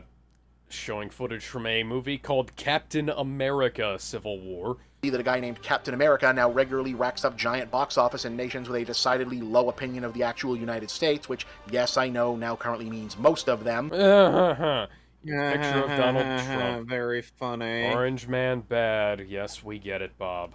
Do you know the oldest lie in America, Senator? The ideal post-national, border-transcending genre. In other words, the cinematic universe concept of shared continuity between multiple cross-promoted individual film and TV projects was probably going to happen no matter what. Marvel was just the first entity to see it coming and seized the opportunity successfully, leaving everyone else to play catch-up. So no, as much as I understand that this is inviting even more vitriol and dismissal than I've already engendered from Batman v Superman apologists, I do not think it's automatically unfair or irrelevant at all to use the Marvel Cinematic Universe as a point of comparison here. That's... Oh my god, I've used comparisons to things that have done things better than other things all the time, and I never felt the need to spend, like, how long has it been? Like 2, 3, 4 minutes? A long fucking time. Explaining why I'm comparing good thing to bad thing. One of none wants Bob to shut up. Yeah. We all want him to shut up, but... We could just say, hey, like, oh, this thing did it better. That's an example. You don't... Like, Yahtzee doesn't have to come up with an excuse to bring up something that did a mechanic or plot line better. You know, you can just say... Even though he drags his videos out long, but he gets to the point and then keeps going. Everything in his videos has so much crunch to it, and this has nothing. There's literally bones. The available no point of fucking comparison, meat but to because tear it's very into. hard to deny that many of the creative decisions that resulted in the DCEU being in the state it now finds itself were made in part or in whole as a reaction to or against whatever Marvel was doing. Hey. Okay, perfectly fair. I wish they would have gone for the solo films before they made this film too. Give us a Batfleck movie, give us a Man of Steel sequel, give us a Wonder Woman, Aquaman, and Flash and Cyborg movie. Come the fuck on, guys. But you don't have to spend this fucking long. I literally just summed up this entire fucking segment in like 5 sentences, I think. Yep. Hey, don't shoot the messenger.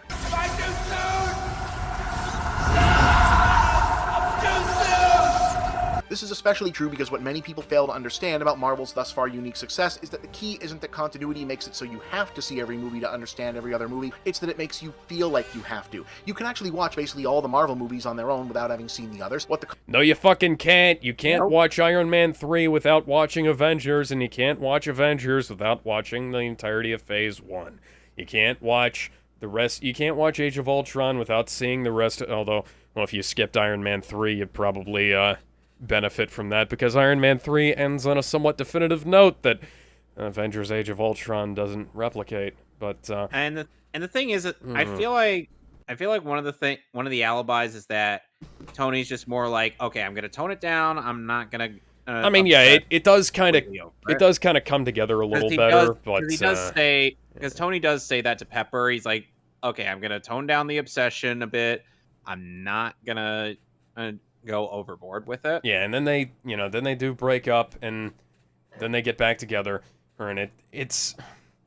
I wonder if they actually shot Pepper's scene, if they shot a scene like with Pepper in Civil War, but they cut it out. Man, I wouldn't be fucking surprised.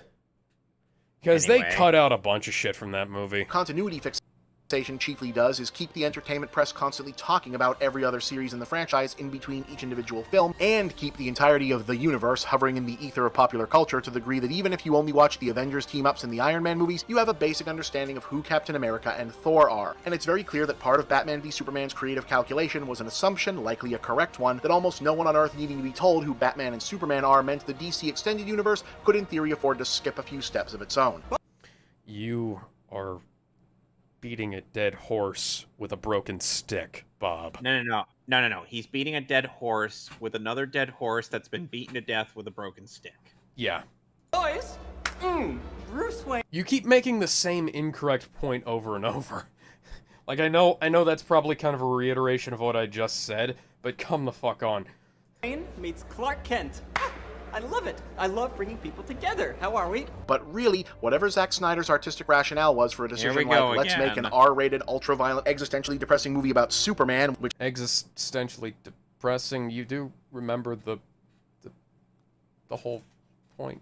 It's not depressing, it's not existentially depressing, it's about hope and idealism and Superman and being better and men still being good. The message of the film is all about hope, Bob. How did you miss that, Bob?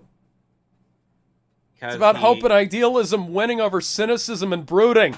Superman won, despite the fact that he physically lost and died at the end of the movie.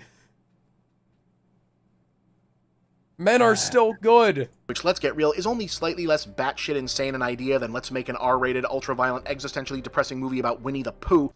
Well, that actually That came aged true. well. Yeah. That aged well. Oh, God. That could make a studio like Warner Brothers actually sign off on it, other than a sense that they needed to fill a slightly different niche in the genre than the Marvel movies. Why jump right from the origin movie to a team-up and devote huge pieces of said team-up, including the title, setting up things like Justice League to the inevitable detriment of the film itself, other than because you're desperate to tell the fans and your shareholders, don't worry, our version of the Avengers will be here really, really soon. For now, please enjoy this movie with 3 people.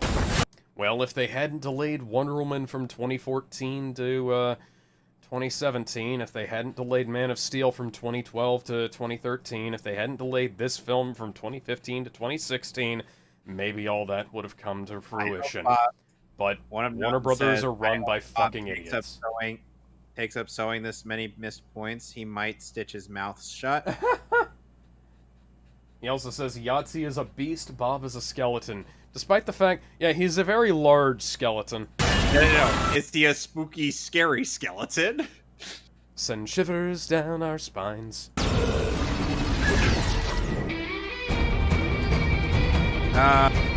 Copyright babe. Hell, for that matter, why cram Wonder Woman into it at all, other than to make double sure everyone knows you're going to beat Marvel to the first female-led superhero movie of the cinematic universe era? Oh.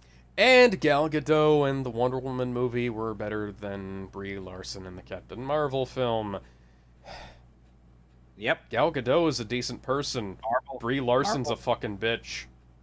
Marvel was struggling how to get at a Black Widow movie out there, and here's Wonder Woman lifting a tank. Yeah, here's our solution. Just fucking make it. Oh, and one more thing. You can go ahead and not bother me about... Repeat after me. Oh God, Intent no, and execution are 2 different things. Halloween Intent is store. important. Intent can tell us a lot, but intent largely ends where execution begins in terms of appraising quality. No one tries to make a shitty movie, and one of the reasons this behemoth of an essay was front-loaded with praise for Zack Snyder and a sampling of good decisions was to illustrate an acknowledgement that even the most inexplicably stupid things in this movie were largely set in motion with the best of intentions, they were just poorly executed. But in this era where hardcore fans often spend months leading up to a movie learning everything about it except how it actually plays out, there's a tendency among said fans to assume that because they recognize how an idea worked on paper, that anyone who criticizes the result just didn't get it. So before you dive down into the comments to complain about that, let's hash this out. I get what Snyder was going for with the destruction of Metropolis that serves as the connective tissue between the 2 movies. We need to establish what Superman can do so we understand the stakes involved in his existence and the reasons why Batman, Luthor, and other characters might find him threatening. Intent, solid. Execution, Oh, shame about Wonder Woman 2? What are you talking about? Wonder Woman 2 doesn't exist. Disastrous. Firstly, why are we leaning so hard on a visual reference to 9/11? Again, I get because Metropolis is fantasy New York. The intent, it's a generational touchstone, so putting it in the audience's mind should make it feel visceral and real. But at this point, wouldn't any scene of buildings falling over still remind any audience who's going to be affected by 9/11 of a 9/11 reference? So as a result, we wind up with a powerful visual metaphor that doesn't have anything to do with the story. If this is not... Yeah, major disaster is related to other major disaster. Zod is trying to destroy the entire planet. You do realize that, Bob, right? Right. 9/11 and Zod is Al-Qaeda, then that makes Bruce Wayne the first responders. Doesn't that make Superman, I don't know, the United 93 Let's Roll people who... No, okay, fuck you, this... It's not... What... You're seeing metaphors where there aren't any. Oh dear fucking god, Bob. Yeah. Okay. So, you're making a comparison between Superman and the passengers of United 93. That's absurd. You're making comparisons between Batman and the first responders, which is... You do realize that this idea that this is superhero 9/11 is entirely conceived within your mind, right? Yeah. Like, Also, okay, there's some comparison here because, fantasy New York and we're destroying shit, you know? Hey, I think I got an idea how we could introduce our commentary of Wonder Woman 84. How? We finally accept Mikey's offer.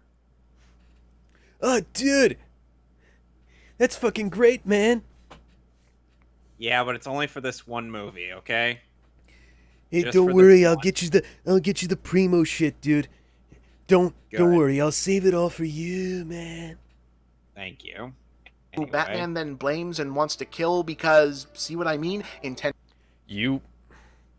Just because there are visual references and comparisons between like the city being destroyed being similar to 9/11 doesn't mean that everything in the film is directly connected to 9/11. Like, there are comparisons between Star Wars and World War II, but not everything in Star Wars is a direct comparison to World War II, you know? Like, fuck's sake, man. And good, execution bad.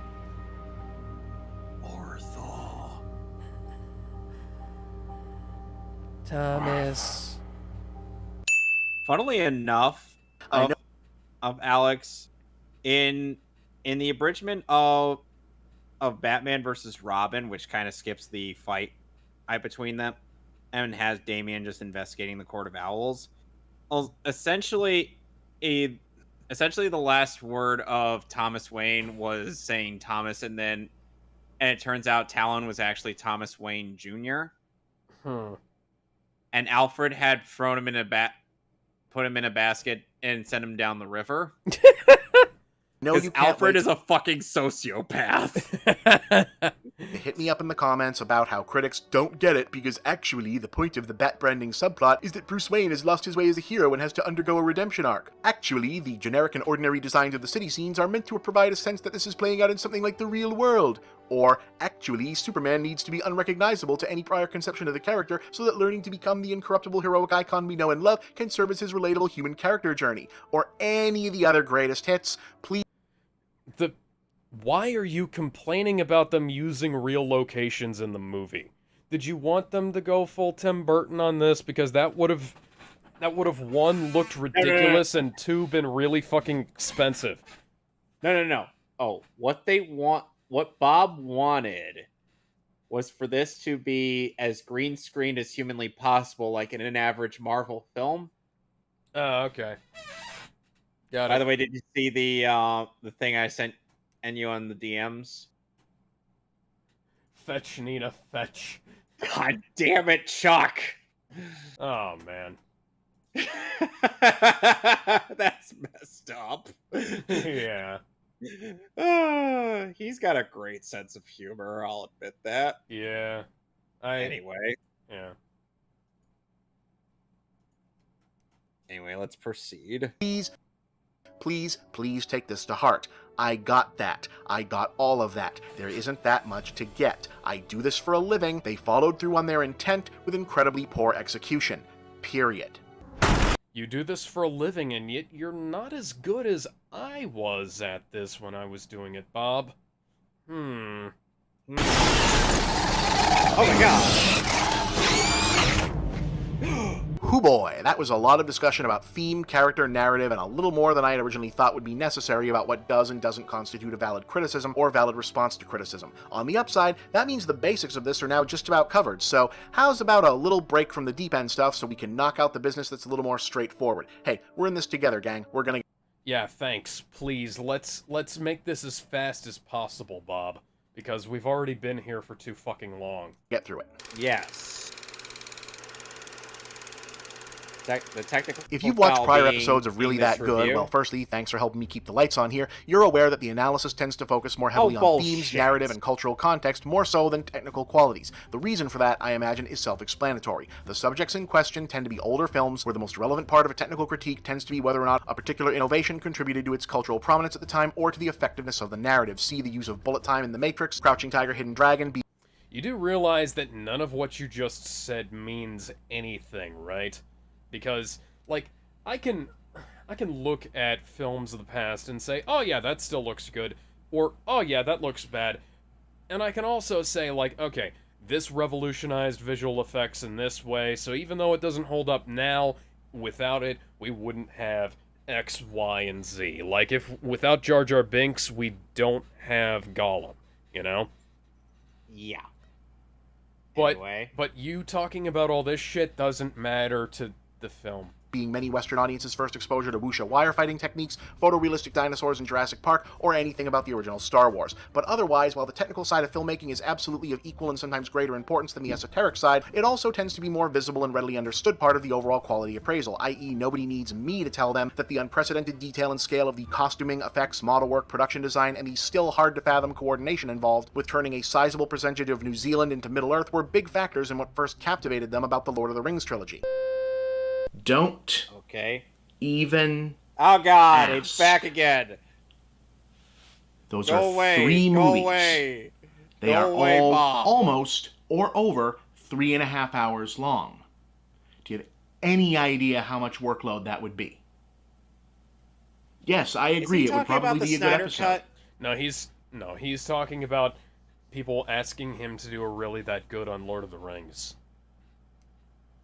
Oh, big fucking whoop. Just do it, you pussy!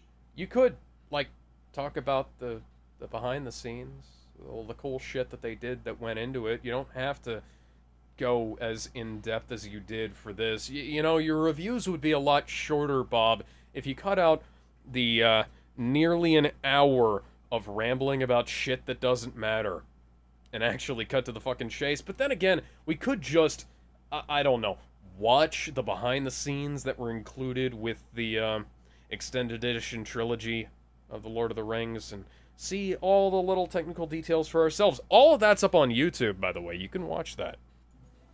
Good candidate. Yep. Yes, I also agree with that. But maybe it would not be the next one. No, it would not be right away. It would not. No. You are...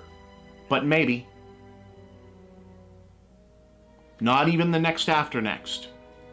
This segment isn't funny, Bob. Maybe. We've been here for a minute and a half, Bob. I'm not saying no. I'm not... Fast forward it! I'm not saying no. Plus, nearly all of the available evidence would suggest that raw aesthetics are not the most important thing about people's response to a given piece of art. People joked about the shark in Jaws looking fake when Jaws was a brand new movie. They were still terrified of it. The Exorcist ruined the concept of pea soup for a whole generation because everyone could tell that wasn't anything close to actual vomit Reagan was spitting up. Special effects fans in 1996 mocked the original Independence Day for using obvious models and some of its composite plates being shot on video. A whole lot of the... There were very few composite plates shot on video, and it was high definition. Yeah. It was 1080p, even back then. CGI in the original Spider-Man wasn't up to par for the time. Yes, it fucking was! It was the year 2002! The only more advanced CG out there was fucking Lord of the Rings, and that was only marginally better. Yeah. And fuck, Spider-Man still looks fucking great today. It looks better than Thor Love and Thunder does, for fuck's sake. Yeah.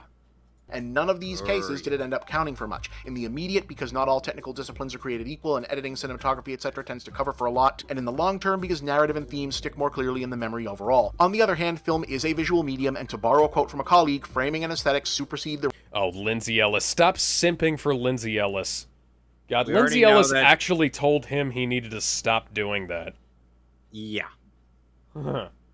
Lindsay Ellis was like, stop doing that or I'm going to report you. Yeah. Rest of the text, always, always, always. Batman v Superman sucks because it's a confusing, uninteresting, thematically empty story about thematically empty story about hope, optimism, and truth, justice in the American way, winning out in the end over cynicism, dourness, and a general negative outlook at the world. Yeah, that's, considering how you tend to view the world, Bob, I'm not surprised that this film didn't resonate with you.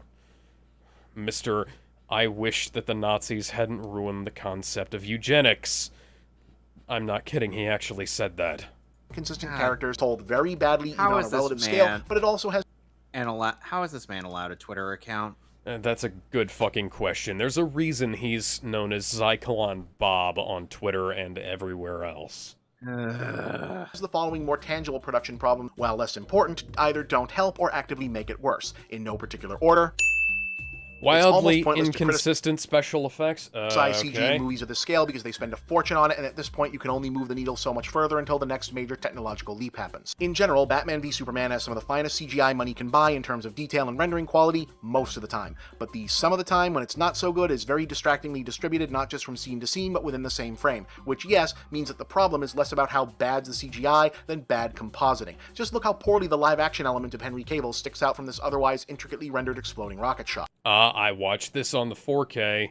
That also, the quality of this video doesn't highlight that, so meh. Also, I watched this on the 4K, and you know, I've watched this film several times. I've never noticed it popping out like that, except on the original 4K release. The remastered 4K, it looks perfectly fine. The standard Blu-ray looks perfectly fine. It's only on the 4K where the original first edition 4K where the flame effects and the compositing look kind of weird because of the color grading.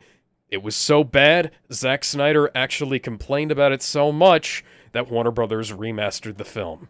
The fact is, maybe he's not some sort of devil or Jesus character. Maybe he's just a guy trying to do the right thing. We're talking about a being whose very existence... It doesn't help that Cable is further popped out from the animation by the additional animated element of the CGI cape, which is both fake-looking and badly animated in almost every shot it appears. Okay, fuck you, Bob. Fuck you. Especially in scenes where there's other actual fabric moving around for the reference. And look, compositing is one of the hardest jobs in effects business. You're usually taking elements made by different teams under different circumstances of varying quality and trying to make them fit together, and there's only so much that smoke, debris, and spark particles can cover up the seams between, and now you know why this movie has so much of that going on. See also people. People are one of the hardest things to animate properly, especially in a movie like this where the animator has to imagine a realistic version of something that can't actually exist, like a human defying gravity or a human-like figure of the scale of Doomsday actually moving around, but not good is not good in the sense of weight and scale are really bad from shot to shot here. This is especially true in the big fight scene of the title. Look at some of these shots.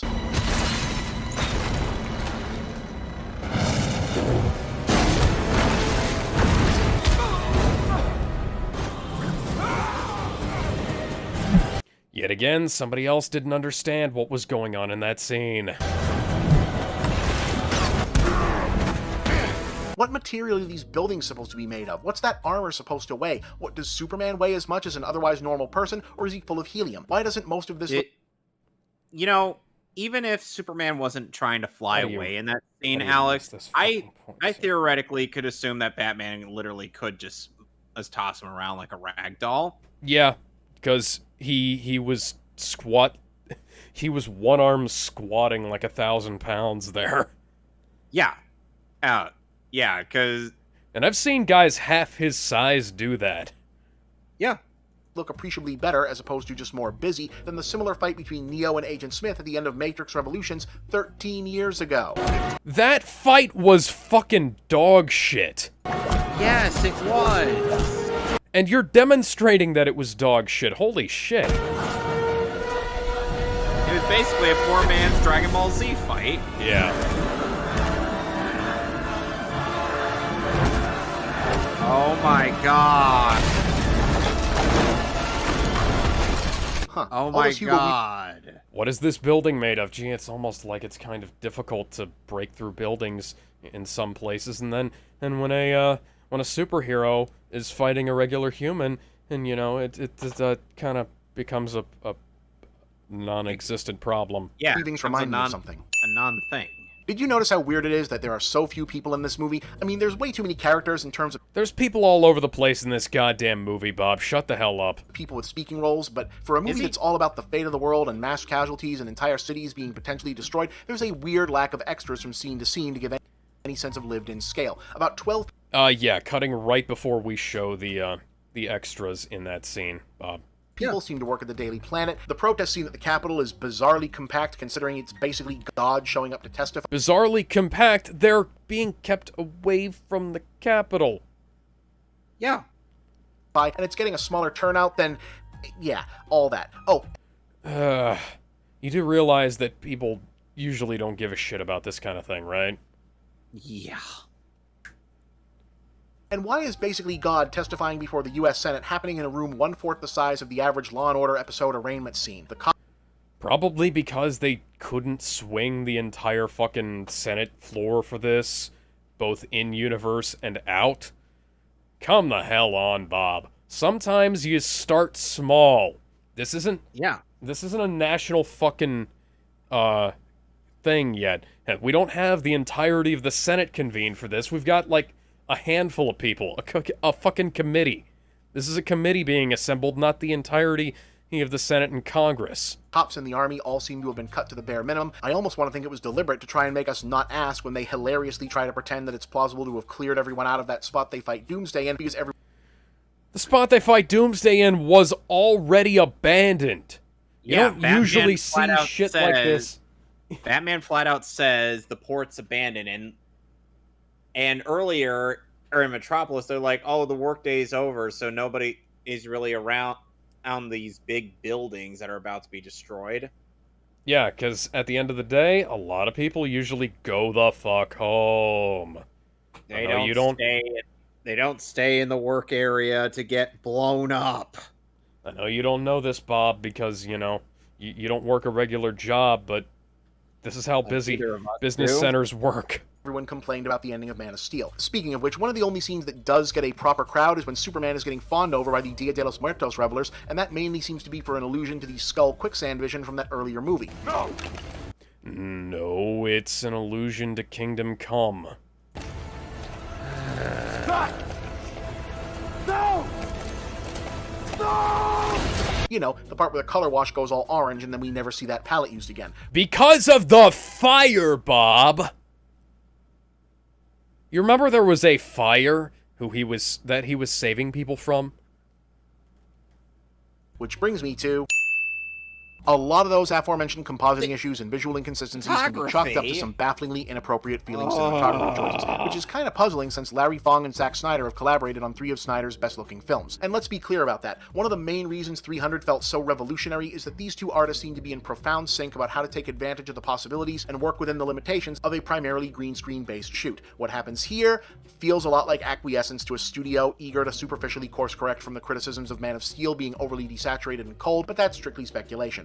Speaking on compositing, one big reason why it might look so bad in certain scenes is that Fong and Snyder shot on 35mm film rather than digital, which is a good decision. Celluloid is still pretty much the best material for properly photographing human beings, but perhaps not so much when the majority of those major scenes are incorporating so much green screen replacement that you Oh my god, 300 was shot on 35mm. wind up with a richly textured human figure and certain specific props floating distractingly in a sea of digital animation. Anyway, there does seem to have been a specific visual schematic at play in terms of color theory and stylistic theme in terms of having an aura of certain characters or locations dictate the atmosphere of individual scenes. Batman-centric sequences are shot like horror films, Superman gets painterly heroic tableaus with locked-in framing, things get off-center and discomforting when Lex takes over a scene, the Daily Planet is still desaturated and cold like Man of Steel, Smallville is naturalistic and Gotham gets higher contrast, especially at night, and the more metahuman and or costume characters are on screen, At a given time, the more colorful and oversaturated the palette gets, unless there's kryptonite, then the sickly green business takes over and the fight with Doomsday looks appropriately hell on earthish towards the climax. All well and good. But the thing about visual mood coding like this is that it eventually has to coalesce and come together into something like a cohesive whole, and it doesn't really here. In fact, the bizarre structure of the story itself, which we'll get to in detail very soon, leads to only 2 or 3 of these disparate tones taking over completely for big stretches of screen time, effectively drowning out the intended contrast. And speaking of contrast, you know what really looks bad when you're color correct and contrast and turn the saturation all the way up?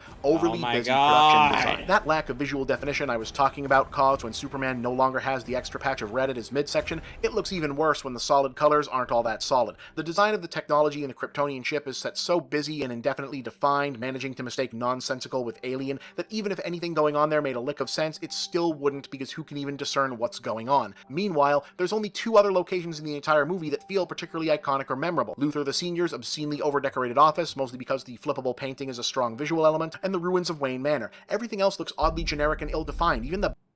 Probably because they're real locations, Bob. Yeah. Batcave looks either like a warehouse or the command center set for a lower-tier CSI spin-off, depending on the angle, and there's no coherent sense of space to it. In the I mean, that may have something to do with the fact that we don't spend a whole lot of time there. We spend more time there in both Justice League and Justice League, and we see all of the things that, you know, you're talking about. We don't really need to see more than we do in this film, Bob. Like, you're asking... Bob complained about the film being too long, and now he's complaining about the film not being longer. Pick a fucking lane, again. Daytime, Metropolis and Gotham both just look like general use city locations. The night...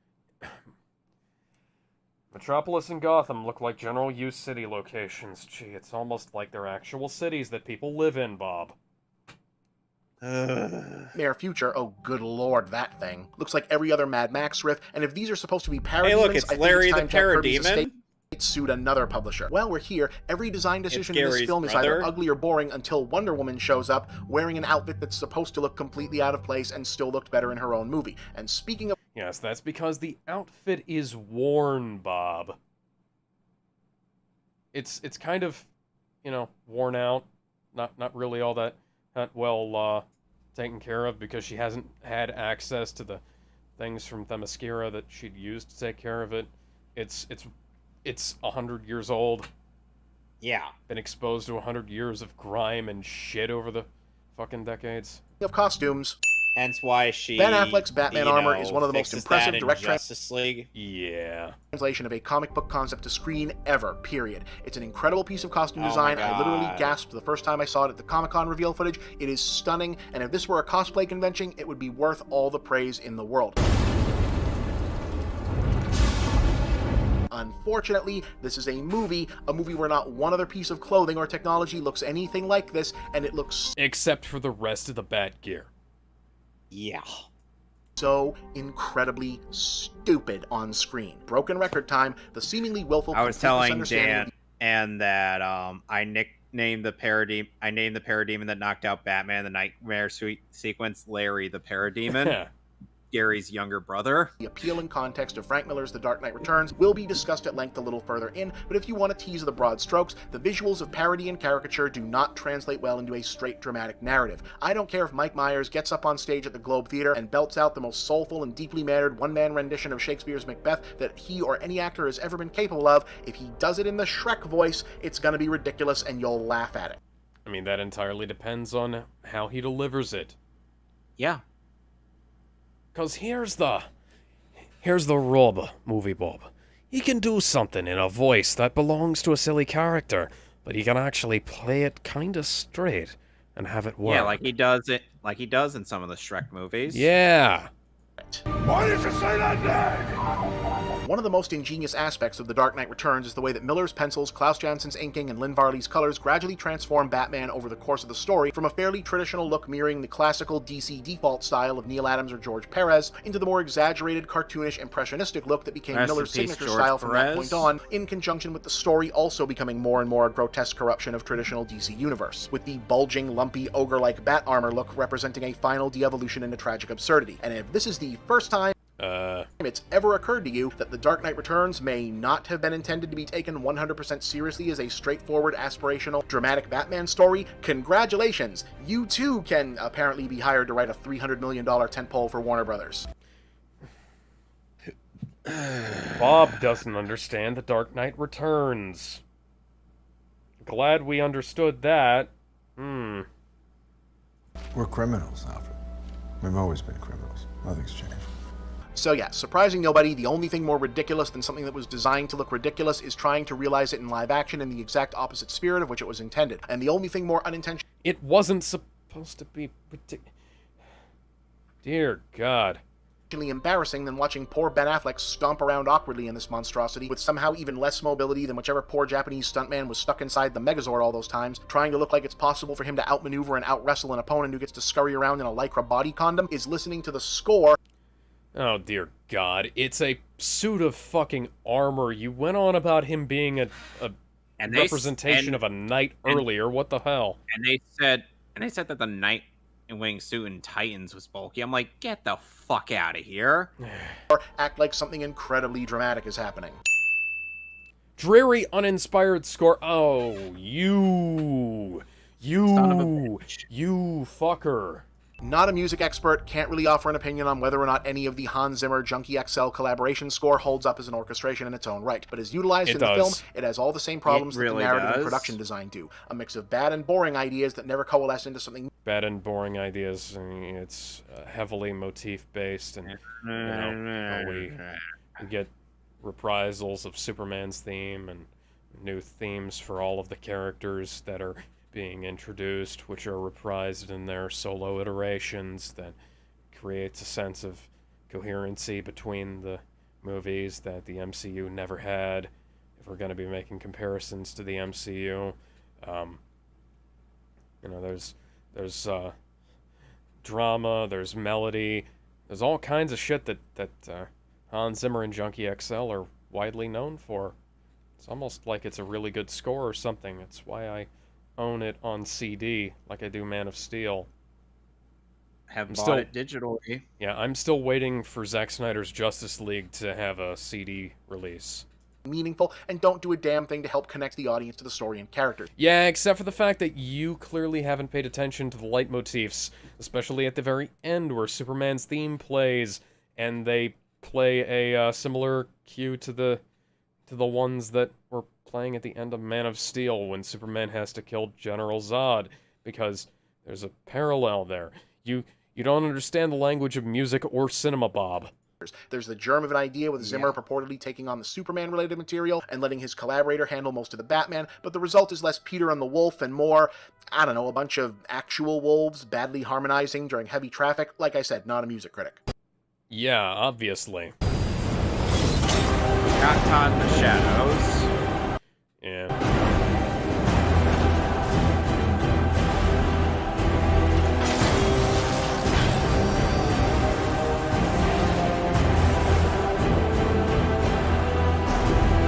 Apart from the occasional intrusions by the Man of Steel score whenever we're supposed to feel sad or touched in relation to Superman and Lois, and of course, the instantly iconic and unlike anything else in the film, super cheesy in the good way Wonder Woman theme. Cheesy, yeah. Tribal rock and roll is definitely cheesy.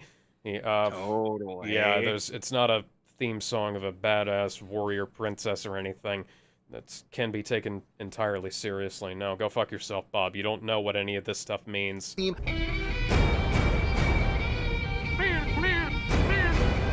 The whole thing is just so much driving, pounding, relentless building to something, but certainly not anything worth all the cranked-up kettle drums, vocals, and choral swells. And, look, Zimmer is a legend for a reason, but it's like he got sick of people complaining about the sonic wall relentlessness that characterizes so much of his recent work that he decided to triple up and bludgeon his critics into submission once and for all. And what's worse than how samey it all sounds is how all that Oh my god, it doesn't sound samey at all. Every single track has its own uniqueness to it. Yes! Like, okay, beautiful lie. Your stream has been temporarily blocked because we detected copyrighted audio and video. Oh, okay. You can go fuck yourself, YouTube. Let's go ahead and fight this. I get the distinct impression we're not finishing this. No, we're probably not. We're at the very least, we're not finishing the next video tonight. That'll have to wait till next week. Stream unavailable. Stream has been suspended for policy reasons. Well, I guess we're gonna have to end this stream and reconvene next week because this is bullshit, guys. This is fucking bullshit. See you later. Bye.